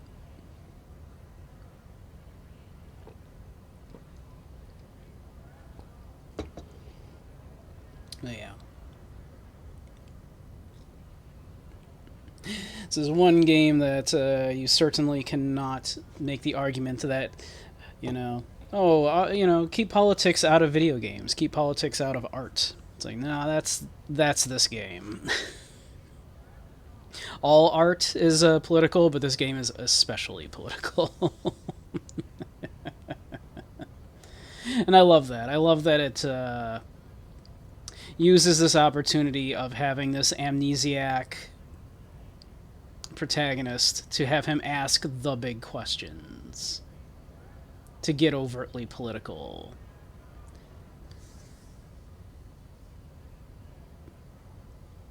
It's a lot of fun. Whenever anyone complains about politics in media, it's when it's something they disagree with. Otherwise, it's all praise. Exactly. Things are only political when it's something they don't like. Right. In particular, anybody that is not exactly like they are, certain people will deem it political. The mere existence of anybody that's not, the two genders, political and hell yeah, brother, exactly. But yes. Anyone that is not a straight white male is political.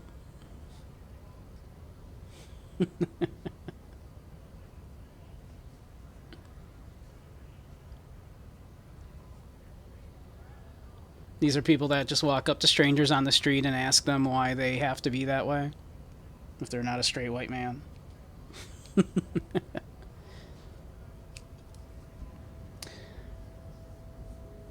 And we are back, yes.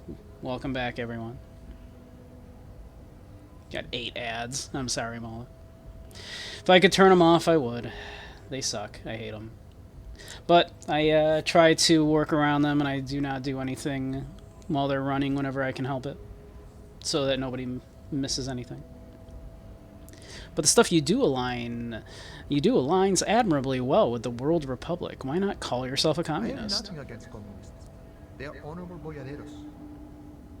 They have good analysis. But my own code serves me well. If my code starts failing, a code can fail a man as well as a man can fail a code, then I will have to submit to a new one, which may well be communism. Dixie Chick's critical of Bush, keep politics out. Kid Rock goes down on Trump, yeah, true patriot. Exactly. For all the rights talk about cancellation, right? It seems like the only people that get canceled are the people on the left, right? Or even moderates, because I don't think the Dixie Chicks would even be would consider themselves leftists by any means, right? But rather just not far right enough. And they got canceled, right? Sounds like you're a communist who thinks he isn't doing enough to call himself one. See, I am primarily a lazy person. As if thinking about some private joke or mystery. It's only cancel culture if they disagree with it. Exactly. The boss man, Everard. What can you tell me about him? I think it's best you make up your own mind now that you've met him. In my eyes, he is a capable organizer and a decent businessman. What does bossing the union entail, anyway? I guess you kind of get to be the village chief. He oversees the harbor, makes deals with the owners or other relevant parties. Watches out for his own. By that, you mean corruption? By heavens, why would he not be corrupt? We live in a harsh and disordered world, see? And in this world, the old man is corrupt for our benefit, and we know it. Appreciate it even. He is, personally, not too lavish. Dusk seemed lavish to me. You're right, he's very ascetic. Yeah. He is reasonably lavish, sure. That's his prerogative. It's not like you want a saintly demeanor on a corrupt motherfucker. That would be a manipulative illusion. Besides, there are no non-corrupt systems in the world anyway, and moralism is the most corrupt of them all. Seem to spend a lot of time thinking about the political situation. Sure. I've had the necessary free time. Fortunately, there's always time. The look in his brown eyes conjures up an understanding.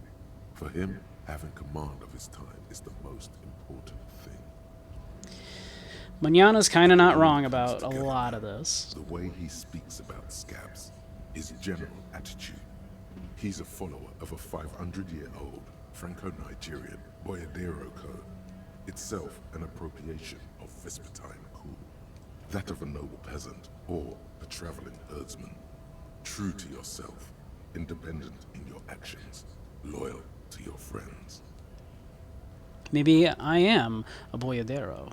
Doesn't sound that cool. Sounds antiquated, obsolete, passé. It's not disco. Maybe I'm a boyadero. No. But... No. The man sits on the railing, his hands reaching far and wide. Yet it feels as if he could effortlessly go even wider, if need be. An endless torrent of time. Good talking to you. Gotta run. But yeah. Yep. They're so easily offended. Yeah.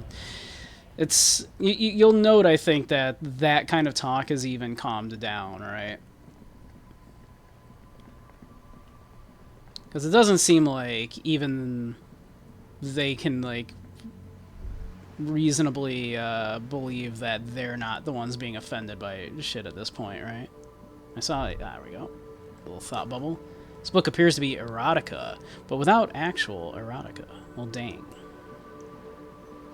Well, what good is it then? Soft core? Goodness.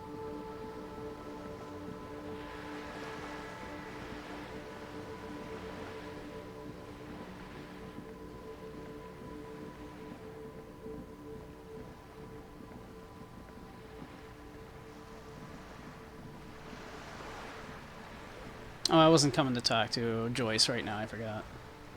We were gonna go open that door. We got a door to open. And a little later, we have to go meet Martin Martinez.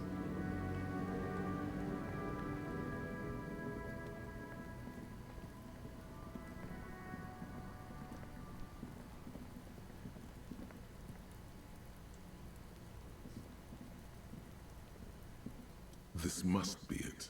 The basement door is weather-worn.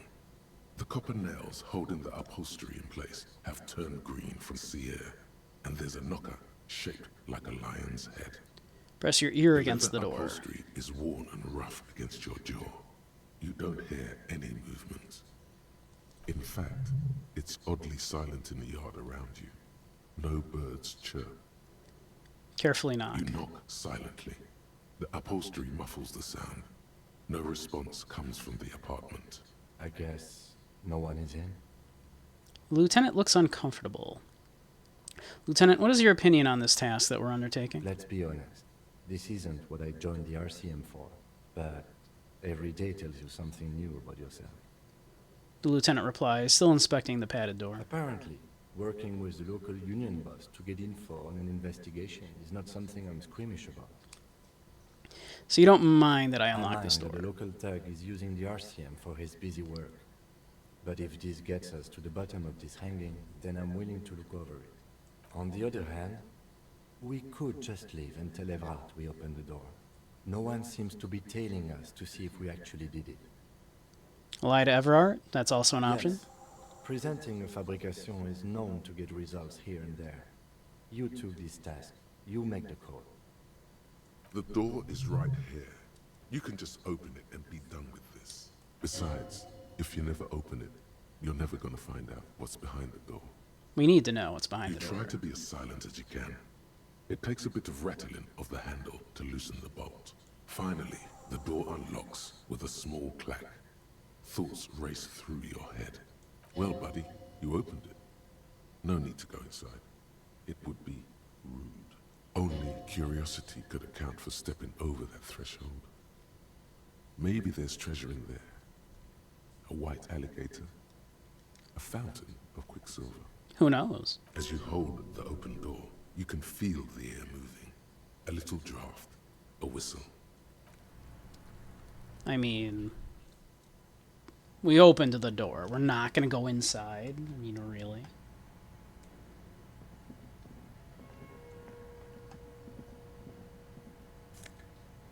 Yoink.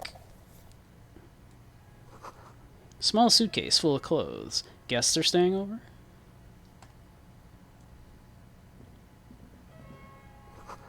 A book titled The Hidden World of the Walking Sticks lies open. Can almost feel the warmth of the red sun on the flag.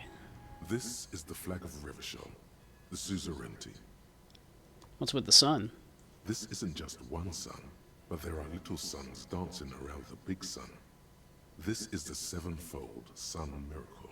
And what's that? It's an optical atmospheric anomaly the first settlers saw. Happens in cold weather.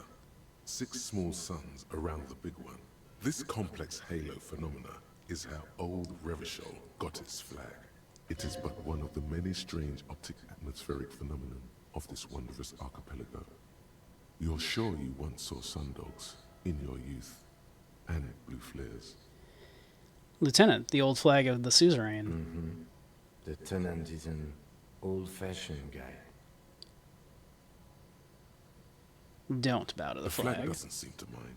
It's just a colorful fabric with a sun sewn onto it. Like all feudal flags, it looks like a children's drawing.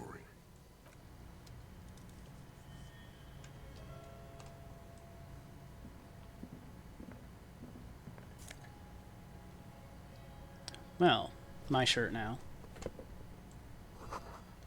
Whoever lives here admires fair-haired fantasy heroes with big muscles. It's weird how those types tend to be fascists, huh? Sits on the shelf. Each one depicts a human figure. A dark-skinned woman grinning amidst mysterious symbols. A broad-shouldered man shoveling potatoes, and others. Tap on the A mugs. little ring, though cheerful, The images on the ceramic make you vaguely uncomfortable. The images betray a lack of interest in human beings. They are merely unflattering caricatures. What do I mean, uncomfortable? The owner of these mugs doesn't like people of other ethnicities very much. Typical asshole, so what? They can think of what they want. It's free will.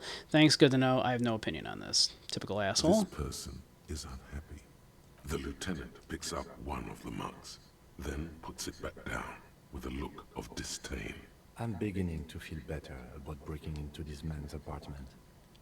What about your yellow man mug in comparison? Yes, your broken mug friend would feel very much at home here. The same humor, the same mocking lines. There's the missing tin soldier. The lieutenant looks here might have used the Whirling's container to dump his trash. And now they've drawn the ire of the Union. The plot thickens, as they say. An interesting little clue. Let's see where this goes. Clues have a way of magically connecting to other clues down the road. Perhaps you should break into apartments more often. Do you really think it's the same person who put the dead man's clothes in the trash? Who knows? I'm not expecting too much from these clothes in the trash lead either way. It might turn out to be some random local matter, but still, a nice coincidence. Move on from the mugs. The smell of disinfectant in the room smells like chemicals.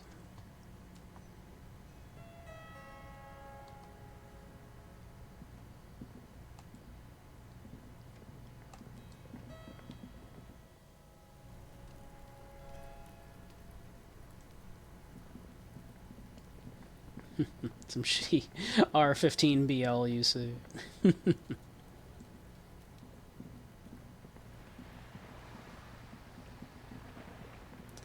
Let's see. Well, we did break into the thing. We could go talk to Everard and be like, hey, we did the thing for you.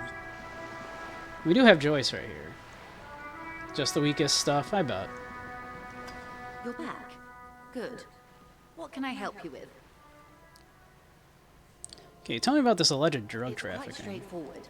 Someone is using Terminal B to smuggle raw ingredients from the Samaran Isola into Revachol with the Union's blessing. Wild Pines has suspected it for years. Ingredients for what, ma'am? Meth and dextroamphetamine, GBL, and various synthetic psychedelics. Honestly, it might be quicker to say what you can't make from the stuff. So let me get this straight. The materials come from Samara to Revachol through this terminal. Samara to Revachol. Yes. After they clear the terminal, we lose track. The actual production is taking place at various sites in and around Jamrock Quarter, north of here. Wild Pine seems to be well apprised of the local drug trade, ma'am. Do you mean to say the Union also produces the product? Sells drugs, I mean? We're in logistics. It's our business to know. And no. As far as the company knows, the Union does not produce it. They transport the ingredients for a cut. And you want us to investigate? Yes, but you won't get anything out of Everard and the Dockworkers Union. Still, every chain has its weak link. What do you mean? The lorries. Someone needs to move the ingredients from the harbour into the city. Once they reach Jamrock, they're distributed to a network of local manufacturers, well beyond our grasp. But in transit, they are vulnerable. Perhaps you've noticed that a number of lorries are tangled in a traffic jam at the roundabout just now. Interview the drivers who are still hanging about. One of them might be waiting for a crucial shipment. She gives you a knowing look. Her irises are light green, like the river Esperance in bright daylight, upstream where it's clearer. I'll be explicit. If you find this driver, I will share company secrets with you. Why didn't you come to the RCM earlier? It's no coincidence the lorries are stranded there like that, is it? What proof do you have that the Union is involved? Okay, I made up my mind about the smuggling investigation. Actually, let's discuss something else now. So it's no coincidence they're there, huh? We asked East Motor Track to raise the drawbridge. The road company is a partner of one of our subsidiaries. However, She pauses, looking to the sea. this is a limited time opportunity. Once the complaint has been processed by the Trade Committee, they'll have no choice but to lower the drawbridge, and the operation will continue. She looks north. Thousands Tons of liters of raw ingredients will pour onto the streets of Revachol. Not the east across the river, but the west. The vulnerable, the weary. A cold breath rushes in from the bay, making its way down the alleyways and potholed streets. From Martinez to Jamro. In the traffic you hear the clinking of glass vials, concealed beneath tarpaulin. Or is it just your teeth chattering in the cold? Fucking misery. A lot of it. Thank you, Jago. It comes in from large Samaran factories. Ooh, and a South treat. Safre, Seaguy, and Sinyao. The literage they must get from this terminal alone must be oceanic. A treat. Wow.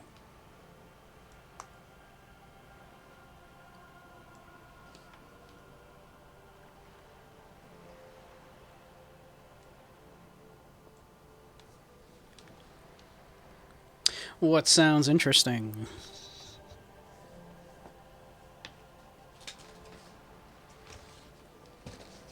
What shall we try? I at least hope the rest of them are here. Yeah. I removed the one that is missing. Blanchel. Alright.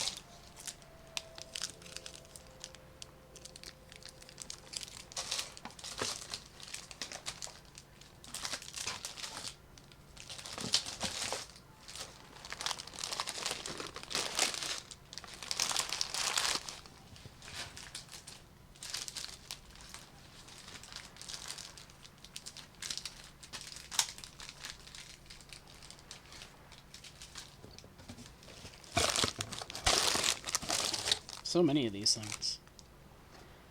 Aha, this would appear to be it.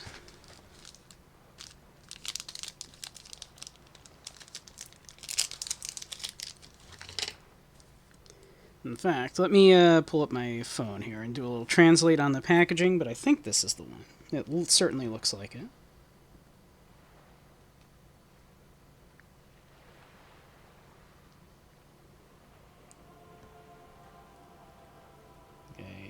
I believe I have an app on here for this.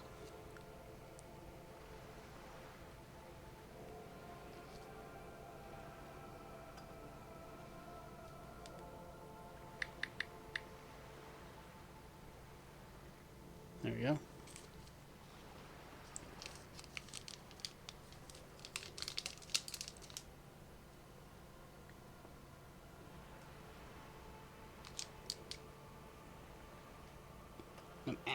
No, we want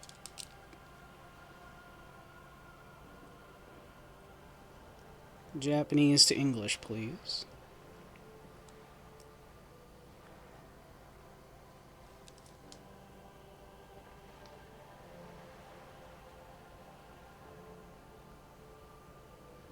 Blanchard, yep, that is exactly it.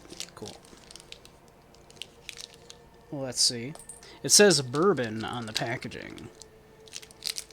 In English. So let's see. It is, as you might be able to tell in that, it looks like a little sandwich cookie. The filling in the middle is square and quite firm, like the edges of it are peeking out. It almost feels and looks a little like cheese, and that's a little strange. I'm going to actually pull a little bit of that off and taste it separately.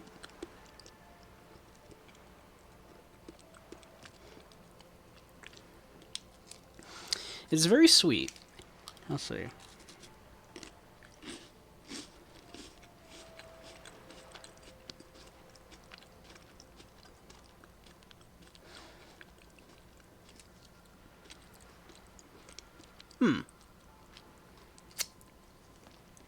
It reminds me a little bit of a Pepperidge Farm style cookie, but definitely more going on than like a typical Pepperidge Farm cookie.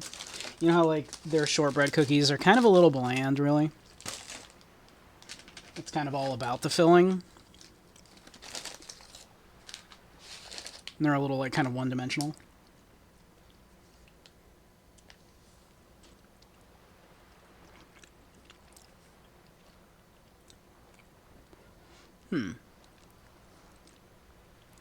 I don't know that I'm getting... Well, I'm getting a lot of vanilla. And bourbon tends to have a lot of vanilla in it. Vanilla is what I would say is the primary flavoring of the filling.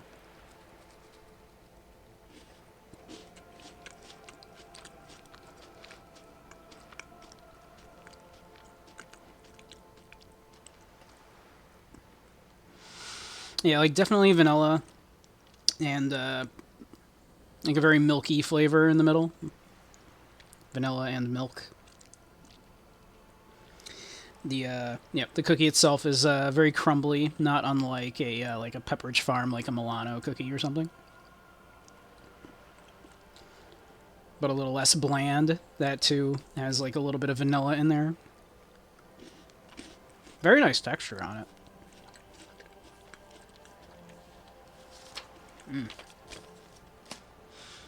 I'm out of tea at the moment, but it's one of those I suspect would be very good with tea or coffee.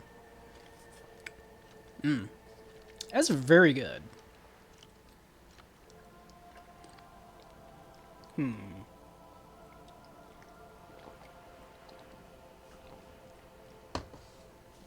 I would probably I'd probably put that right about there. That's really good. Like if I had, like I would eat a bunch of those, like with some coffee or some tea. Like I would go to town on those. Those are really good. Yeah, like a very good Pepperidge Farm style kind of cookie. Texture on that filling is a little weird and discerning looking, but tasted quite good.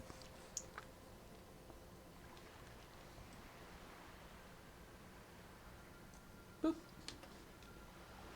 All right. Well, thank you for the treat, Jurgen.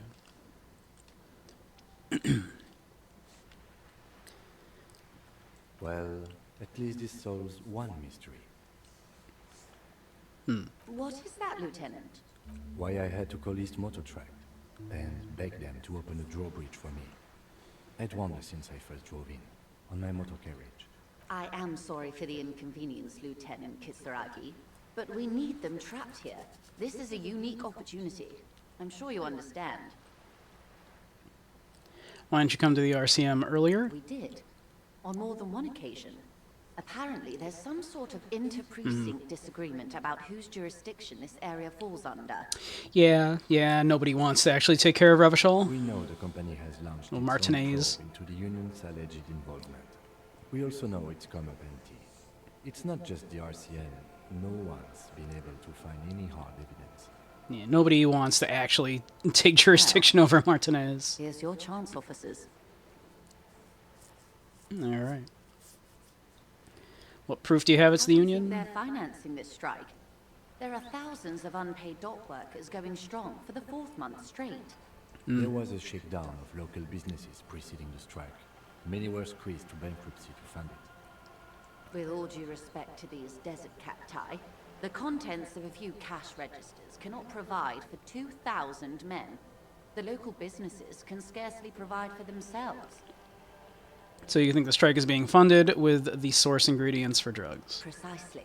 Smuggled out of that very gate at night, most likely, then loaded onto lorries and driven to Jamrock. You simply need to find one driver who will open up to you. It sounds like she tried looking into it herself, though she's clearly not the type your typical lorryman would confide in. Okay, I've made up my mind about the smuggling investigation. We'll take the case. Excellent. We'll work both sides of this. According to my reports, there are at least 3 lorry drivers lingering near the roundabout. Hopefully one of them will know something. It may come to nothing, or it may just blow the case wide open. I can keep the drawbridge up for a few more days at least. You should have the time you need. In the meantime, let me know if there's any other way I may be of assistance. She takes another long sip from her seemingly bottomless thermal cup.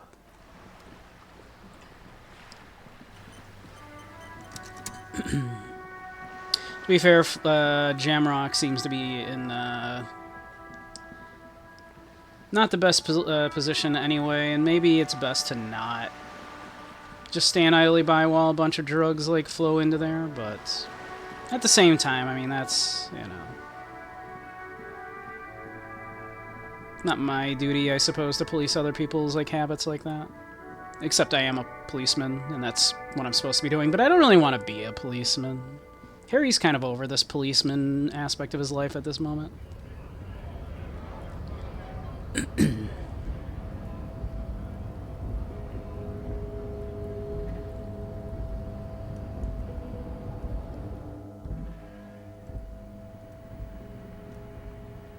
Nope, nope, nope.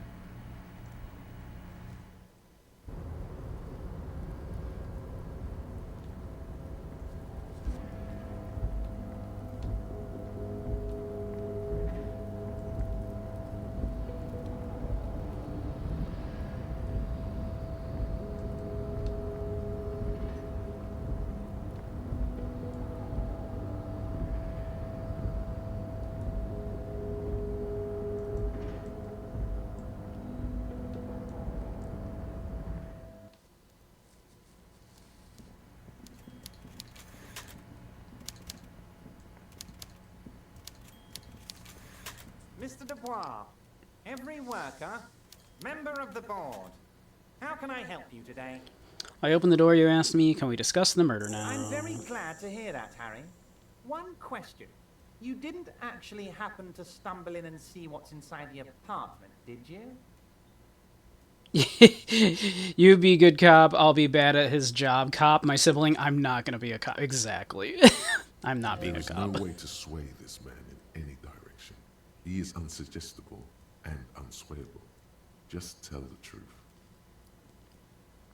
I may have gone inside and seen a collection of racist mugs.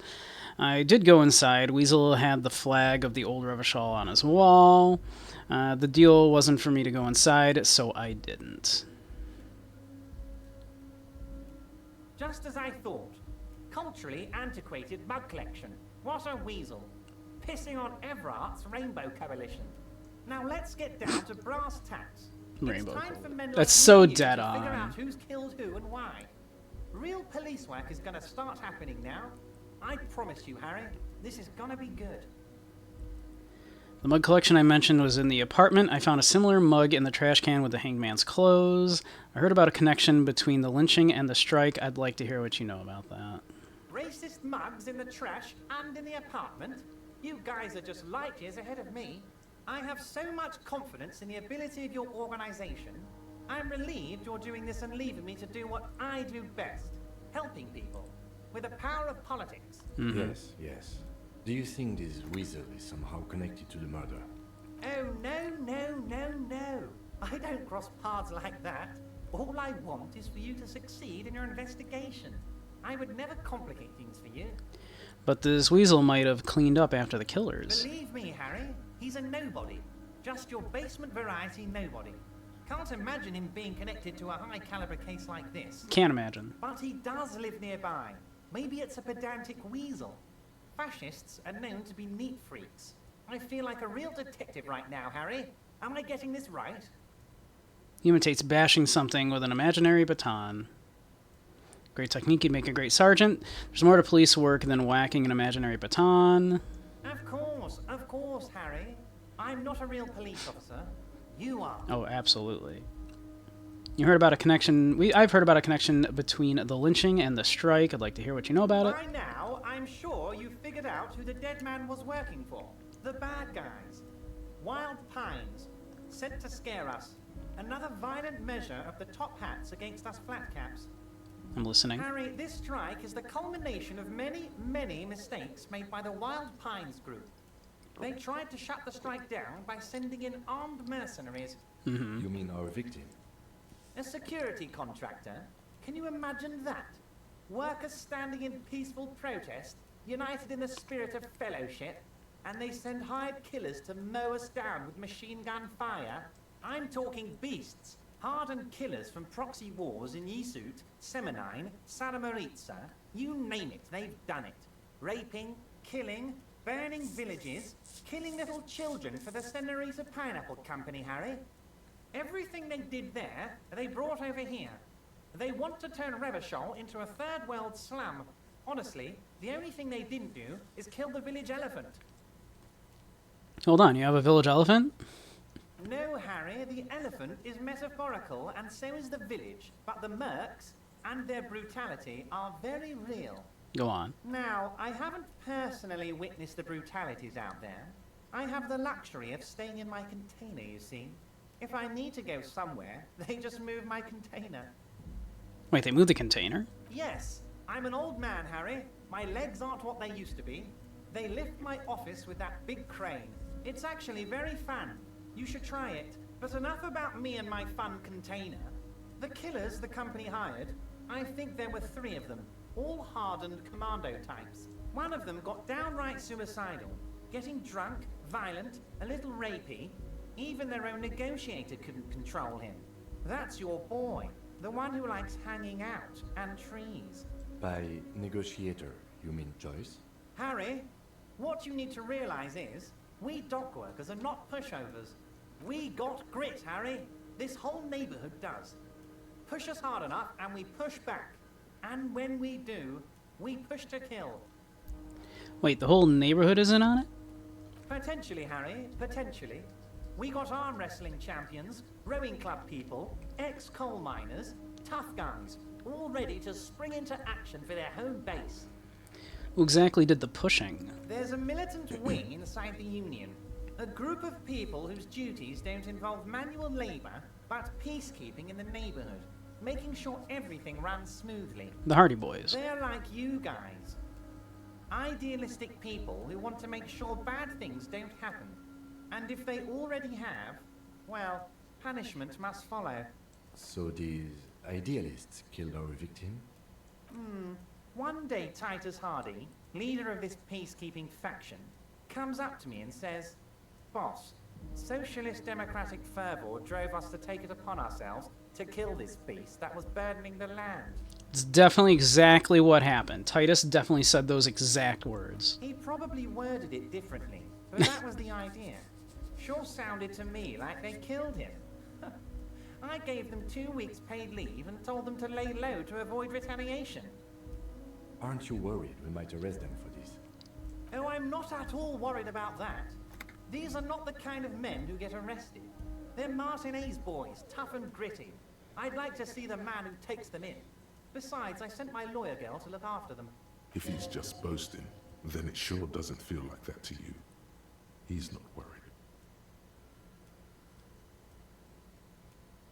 Let's see. You mentioned a lawyer girl. Oh, Liz is a bright one. I paid for that law degree myself, thinking it will probably turn her all fancy. But hell, Harry, she came back a firebrand socialist. Sometimes she scares me with her zeal. Liz seems alright. How do you know the mercenaries were hired by the shipping company? How do I know? Let me tell you about these people. That's their MO. It's what they do. Last winter, some poor workers in Terminal E went on a little strike. The company sent in Sediment, a security contractor. The strike was over the workers' right to wear protective footwear, Harry. These guys turn up and start beating people. Tell you what, Harry, I wouldn't be surprised if we got the same mercenary company after a little rebranding. And I'm sure as hell not surprised to see an army of scabs under my gates. So you believe the scabs were organized by the security contractor? You said it. Hell, one of those guys looks big enough to take down that proverbial elephant. Boys like that don't just happen to show up during strikes. He's not scared of them. If anything, he likes them being here. Strange. Tell me about Titus Hardy and his crew. Oh, they are simply fine young men. All 7 of them. Exemplary union members. always working to advance their position in the local socialist democratic movement. Core members. Old Theo used to run them, but things really kicked into gear when Titus took the reins and named the group after himself. Gotta love his initiative. Interesting. Who's second in command? They're almost all of them great guys, born leaders. Whatever happened, I'm sure they only had the best interests of Martinez and Revachol in mind. Work with them. Hell, interview them. But don't fight them. They really are just like you. Men who like beer, women, and some order on the streets. Everard, I met these Hardys. Can you ask them to cooperate with me? But of course! It's the least I can do for my good friend Harry. I'll do it right after we've concluded this talk. You can now go and tell Titus about this. See what he has to say. Also, Harry, here's 5 real. Wait, why are you giving it to me? I'm not giving you anything. I'm just holding out 5 real. Needless to say, this is another move. Don't take it. I don't need it. I only wanted you to help me with the Hardy Boys. Oh, I wasn't offering it to you, just holding it out there. But I'm willing to share information. Was there anything else? Should we even tell him about the bullet? I mean, we mentioned it to Titus. So they shot him. Sounds pleasantly surprised. He was shot in the head before he was hanged. How odd. I don't know what to say, Lieutenant. They told me they hanged him. A hanged man is what I saw when I took a look into that yard. What I do know is, the case is in safe hands. If anyone can get to the bottom of this shot and hanged man, it's my 2 little policemen. Godspeed, policeman. Mm-hmm. Good talk. Good talk. Was it a good talk? I'm not sure we made much headway here.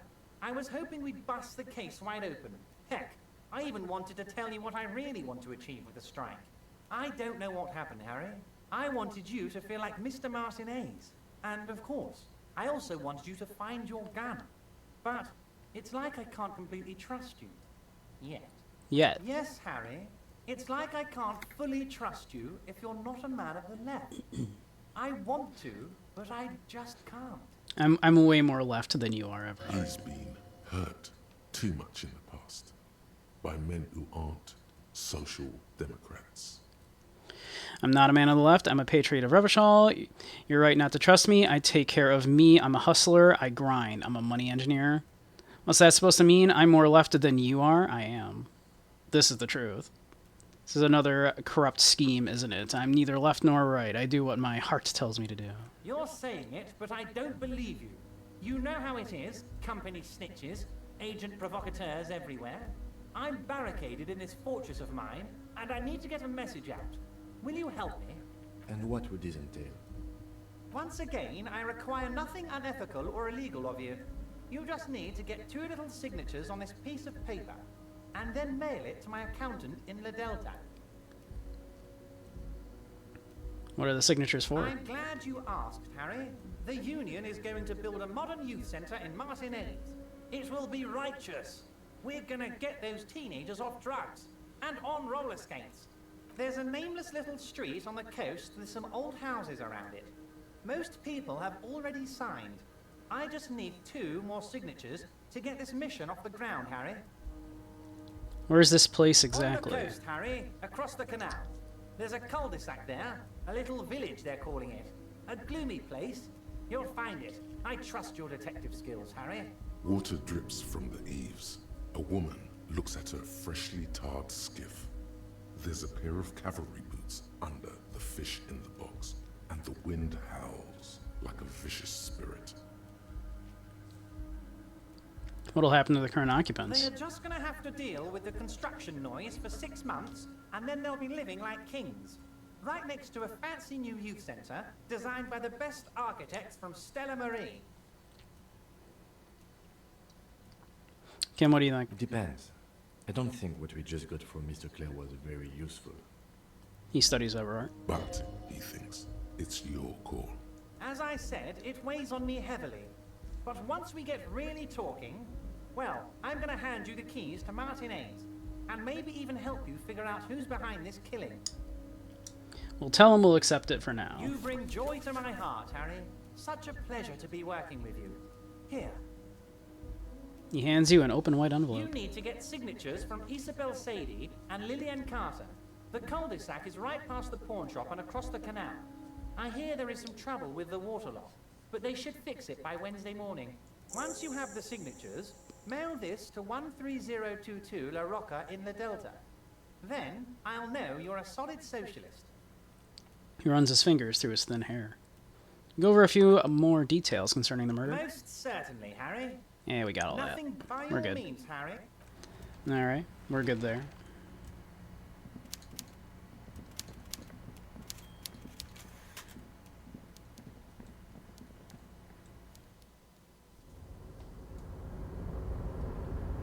So let's see.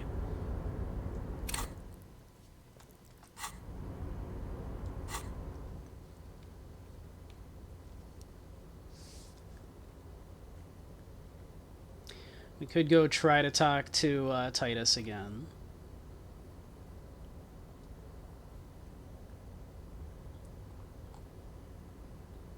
Let's see, the jam mystery. So we can go interrogate people about the drug smuggling as well. We might as well try to get as much help as we can from both Everard and Joyce. We don't trust either of them, of course.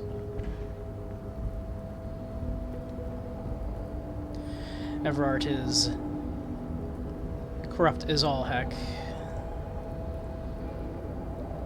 And Joyce is a big old liberal.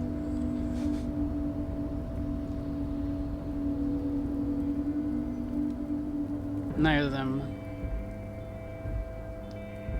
true communists like we are.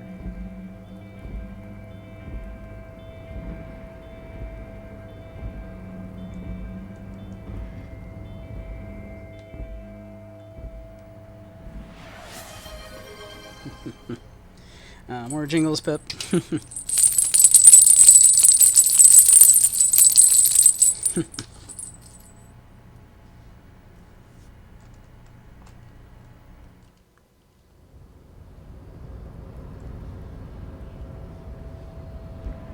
How you doing, Manana?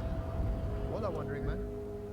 The weasel I visited, turns out he was one hell of a colonial mug collection. Yeah, the janitor who gave me the key to his apartment said the guy's a bit of an asshole. Yeah, just a bit. Might have forgotten to breathe. Breathe, Pip. Breathe. Yes, this mug collection certainly represented antiquated social values. See how we're all busy concentrating on the racist mugs? That's what the ruling class wants. A man with such a fancy mug collection can't be that bad. All I'm saying is he had a lot of mugs. They were some antiquated social values, to be certain. But also, you know... Like I said before, I don't know much about this weasel, but the bossman said he's a real piece of work. Thanks for helping out, friend.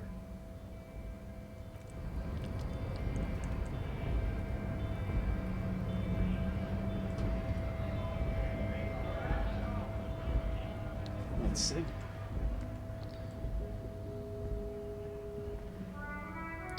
Well, we could go talk to... We know he's a lorry driver. For something odd? Come to tell me to fuck off again?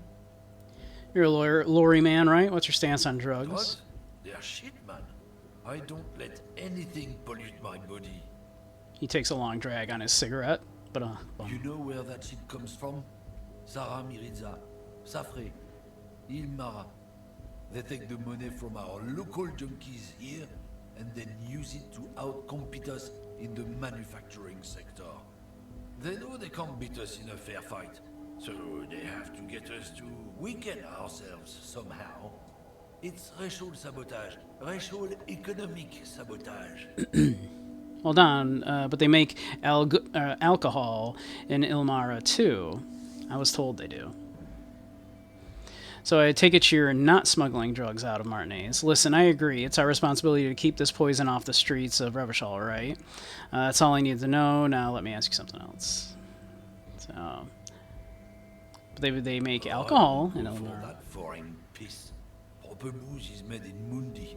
Or sometimes I like a dram of the Yugo Grand vodka. Koikos and worse much. But They do no booze. Let's see. So I take it you're not smuggling drugs out of Not Martinez. in, not out. I'll never betray the purity of my tribe. So you're telling us that you don't know anything about drug smuggling through Terminal B? I don't know shit. And if I did, I wouldn't tell you. Puffs on his cigarette. Then what are you still hanging around here for? Most other communers have left. What do you think? I can't leave the lorry unguarded. Stuff's been getting looted lately. It's those little kids sneaking around at night. If they touch my stuff, the bosses will be on my ass like ass cancer. There was a bunch of spilled boxes in the back of a big lorry nearby. I did see one lorry with the trailer doors open on my way here. Do you know what happened? Yeah, I knew that guy. He was an honest driver who loved this country. We were having a good debate about genetics at the Wheeling in Rags when some kip boys smashed his lock and took damn near everything. Lost his fucking job over it. Since he left, I haven't had anyone to talk to. Serves him right. It's a fucking travesty is what it is. If it's not you, then who's running drugs through Terminal B? Isn't it obvious? Fucking Sealand, that beady-eyed South Samaran. His little side business is a scam. I wouldn't be surprised if he was peddling drugs as well. Who's that? He's a Samaran guy who likes to pretend he's some kind of businessman. Really, he's just selling his employer stuff. Stuff he stole after he broke the seals on his human ox lorry. Where do I find him? Just follow the smell. It smells like apricot and oil when you're nearby. The lorry man lets out a raspy croak at his own sense of humor. Yes, yes. Where is he? Looks like I offended your partner there. Too bad. Sealing's usually a little bit south of here, near the canal. You can't miss him. Just watch yourselves. His tribe are natural liars. It's in their blood. He's your man, all right? 100%. I wouldn't be so sure about it. Not until we've heard what Sealand himself has to say. Yeah, I guess we need to pay him a visit. Guess so. Let's see. But also, you said that the one gentleman is in the whirling. And he's been drinking since having lost his job.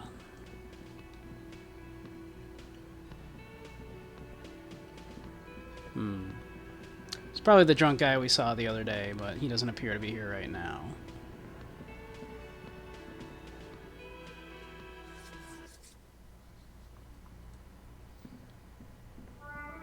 We haven't been up here to check on these footprints in a minute.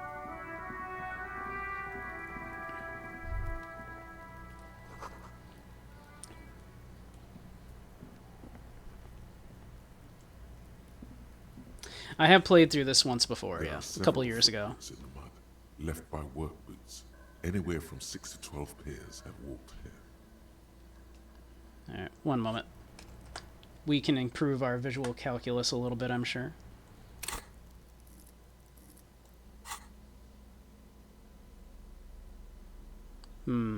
Maybe not. Actually, this is already increasing our visual calculus. Oh wait, no. There we go. Now we have the visual calculus on.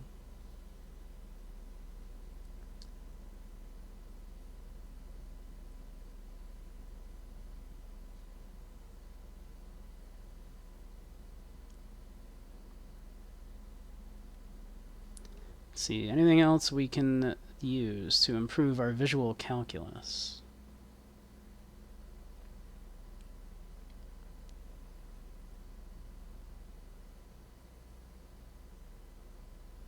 I think that's it for improving our visual calculus. There are several footprints in the mud, left by work boots. Fingers crossed. Anywhere from, wow. Damn it. Still not doing it. You're bad at this.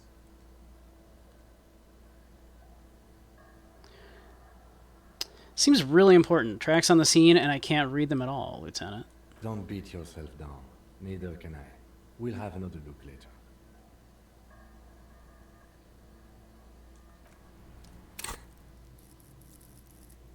see.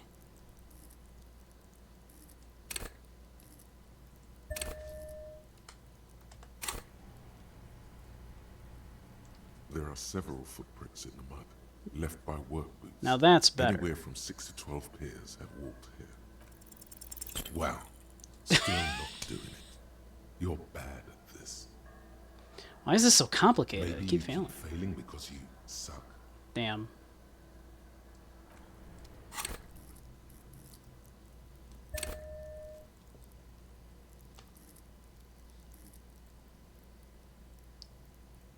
Whoops. Not Inland Empire. Visual calculus. There are several footprints in the mud. Left Come by on, work 83% boots. chance. 8 pairs of Thank boots you. have shuffled back and forth in the mud. Where else have we seen a gang of men in work boots? That's right. The hardy boys in the mess hall of Welling in Rags. Get them one by one. 1. Standard work boot. Steel reinforced toes. Number 46. Just like Titus was wearing in his booth. This is the big dick. Titus Hardy. The one with the ball cap on his head. Interesting. Is it? They didn't even bother to change boots. Putting them on the scene is easy. Maybe even too easy. Continue counting. 2. Standard work boot. Steel reinforced toes. Number 44. Either the blonde muscular guy, Glenn, or the young guy with a plectrum around his neck. Continue. 3. Hobnailed work boot. Steel reinforced toes. Number 43. The inked banger, perhaps. 4. Standard work boot. Number 45 or 46. Theo, the old smoker. You think you even see a tiny fleck of cigarette ash inside the print. What else? 5. Another standard work boot. Reinforced toes. Number 44. Same as before. Either the musician, Eugene, or the muscle-bound blonde, Glenn. 6. Light as air. Same make of boot. But number 41. Small like a rat. Shanky. Should have gotten this earlier. Better late than never, detective. The whole world is dark and the tracks burn in it with strange beauty. Count the rest. 7. The glowing outline of a standard work boot. Number 46. The imprints are twice as deep as the others. The weight exceeds 200 kilograms. Fat Angus. Carrying something? And the last one. 8. Another standard work boot. Number 44. There's an aberration in the pattern of the sole. The right sole is smoother, more worn. Curious. A missing 8th Hardy Boy. Everyone kept saying the 7 Hardy Boys. 7 sets of tracks, right? The Hardy Boys were here. 8, actually. That's all? Interesting. Then one of them seems to be missing. Anything else out of the ordinary? A leader like Titus doesn't let one of his guys out of sight easily, especially at a time like this. Let's see. Heavy one. 200 kilogram imprint. 200? This could be the combined weight of 2 people, one carrying the other who's tied up. Let's say a heavily built worker carrying a similarly built armored man. Maybe it was a fat Hardy Boy, the one sitting in the middle. They did insist that he's very, very strong. He might be right. 200 kilograms of living weight is unlikely. You're right. The fat guy from the booth was carrying the victim. Maybe it was a giant. It could have been one extremely obese person. Probably yes. This would also fit with the victim being dead from a previous gunshot wound. They had to carry him, because he could no longer walk. Is there anything else that's noteworthy here? Let's see. Light step, number 41 I'm shoe. guessing that's the skinny Hardy Boy. The one with his front teeth missing. The rat-faced one? Yes, well, he did look a bit like a rat. You're right. Do you think those prints belong to him? Yeah. I could still be wrong, but I'm probably not. An aberration. One sole is smoother than the other. Interesting. Let's name it the odd sole. I wouldn't be surprised if this was the missing Hardy Boy. Wonder who he is. You have any ideas, Lieutenant? Someone operating a workbench with a pedal? Like a joiner at the harbor. Or maybe a drummer? He regrets it the moment he says it. So one of the people we were looking for is a drummer? No, it's not. Forget I said it. We are not looking for a drummer. Perhaps it could be a driver. A driver would wear out the right shoe before the left. The accelerator is on the right. I was actually thinking the exact same thing. He doesn't seem to hear you, looking south toward the traffic jam instead. The machines are silent. The engines are all turned off. We should keep our eyes open around the traffic jam. See whether anyone strikes out as a potential suspect. Seems prudent, no? Yeah, prudent. How old do you think the tracks are? A week, maybe? 7 days would fit the time frame provided to us by the caller, who reported the hanging. It is not impossible. How do you know? I pulled last week's forecast for coastal Havashon. 7 days below freezing. The day before, the day of his hanging, was the last warm day. Correct again. Sub-zero temperatures would preserve the tracks in a good state. The commotion here could have taken place a week ago. So what do you think happened here? What do I think? A mob of people brought something heavy to the tree. One of them was carrying the victim. They shuffled around, especially under the tree. Then, after hoisting him up, they stood in a semicircle facing his direction. At first glance, this appears to be a lynching. Indeed. They all stood in a row here and looked at the tree. But we know the victim had a bullet in his head. A more precise way to put it is, it was made to look like a lynching. We've been purposefully misled. By these tracks? Yes. And we've been through all of it. Well, well. That was indeed enlightening. But we're just over 4 hours. So we should probably call it for the night.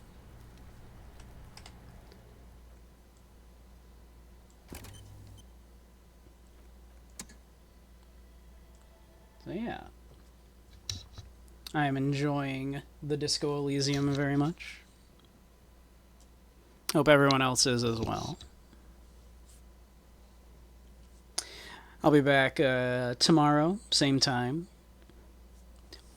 We might do more disco. We might do some dancing. I was meaning to do that today, but I got caught up doing some other stuff beforehand. Oh yeah, you're very welcome, Zaire.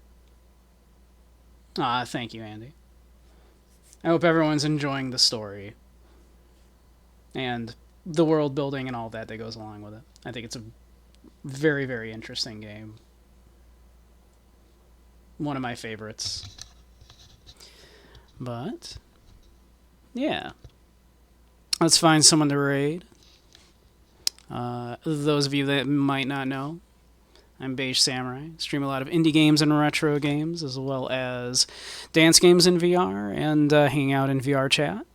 Occasionally do lectures in VR chat on philosophy, psychology, media analysis, all of that kind of stuff. So if any of that sounds interesting, do give me a follow. On Wednesdays, we also do a spicy stream on a certain other website, which I can't direct you to. But if you know, you know. So yeah. But yeah, like I said, we'll be back tomorrow, same time. Here, why don't we raid out to Punk Bunny. They're an absolute adorable punk bunny. So, alright. So yeah, I'll see you all very soon, I hope. Everyone have a lovely night. You're all a bunch of wonderful, beautiful beings, and I hope to see you all soon. Alright. Have a great one, all.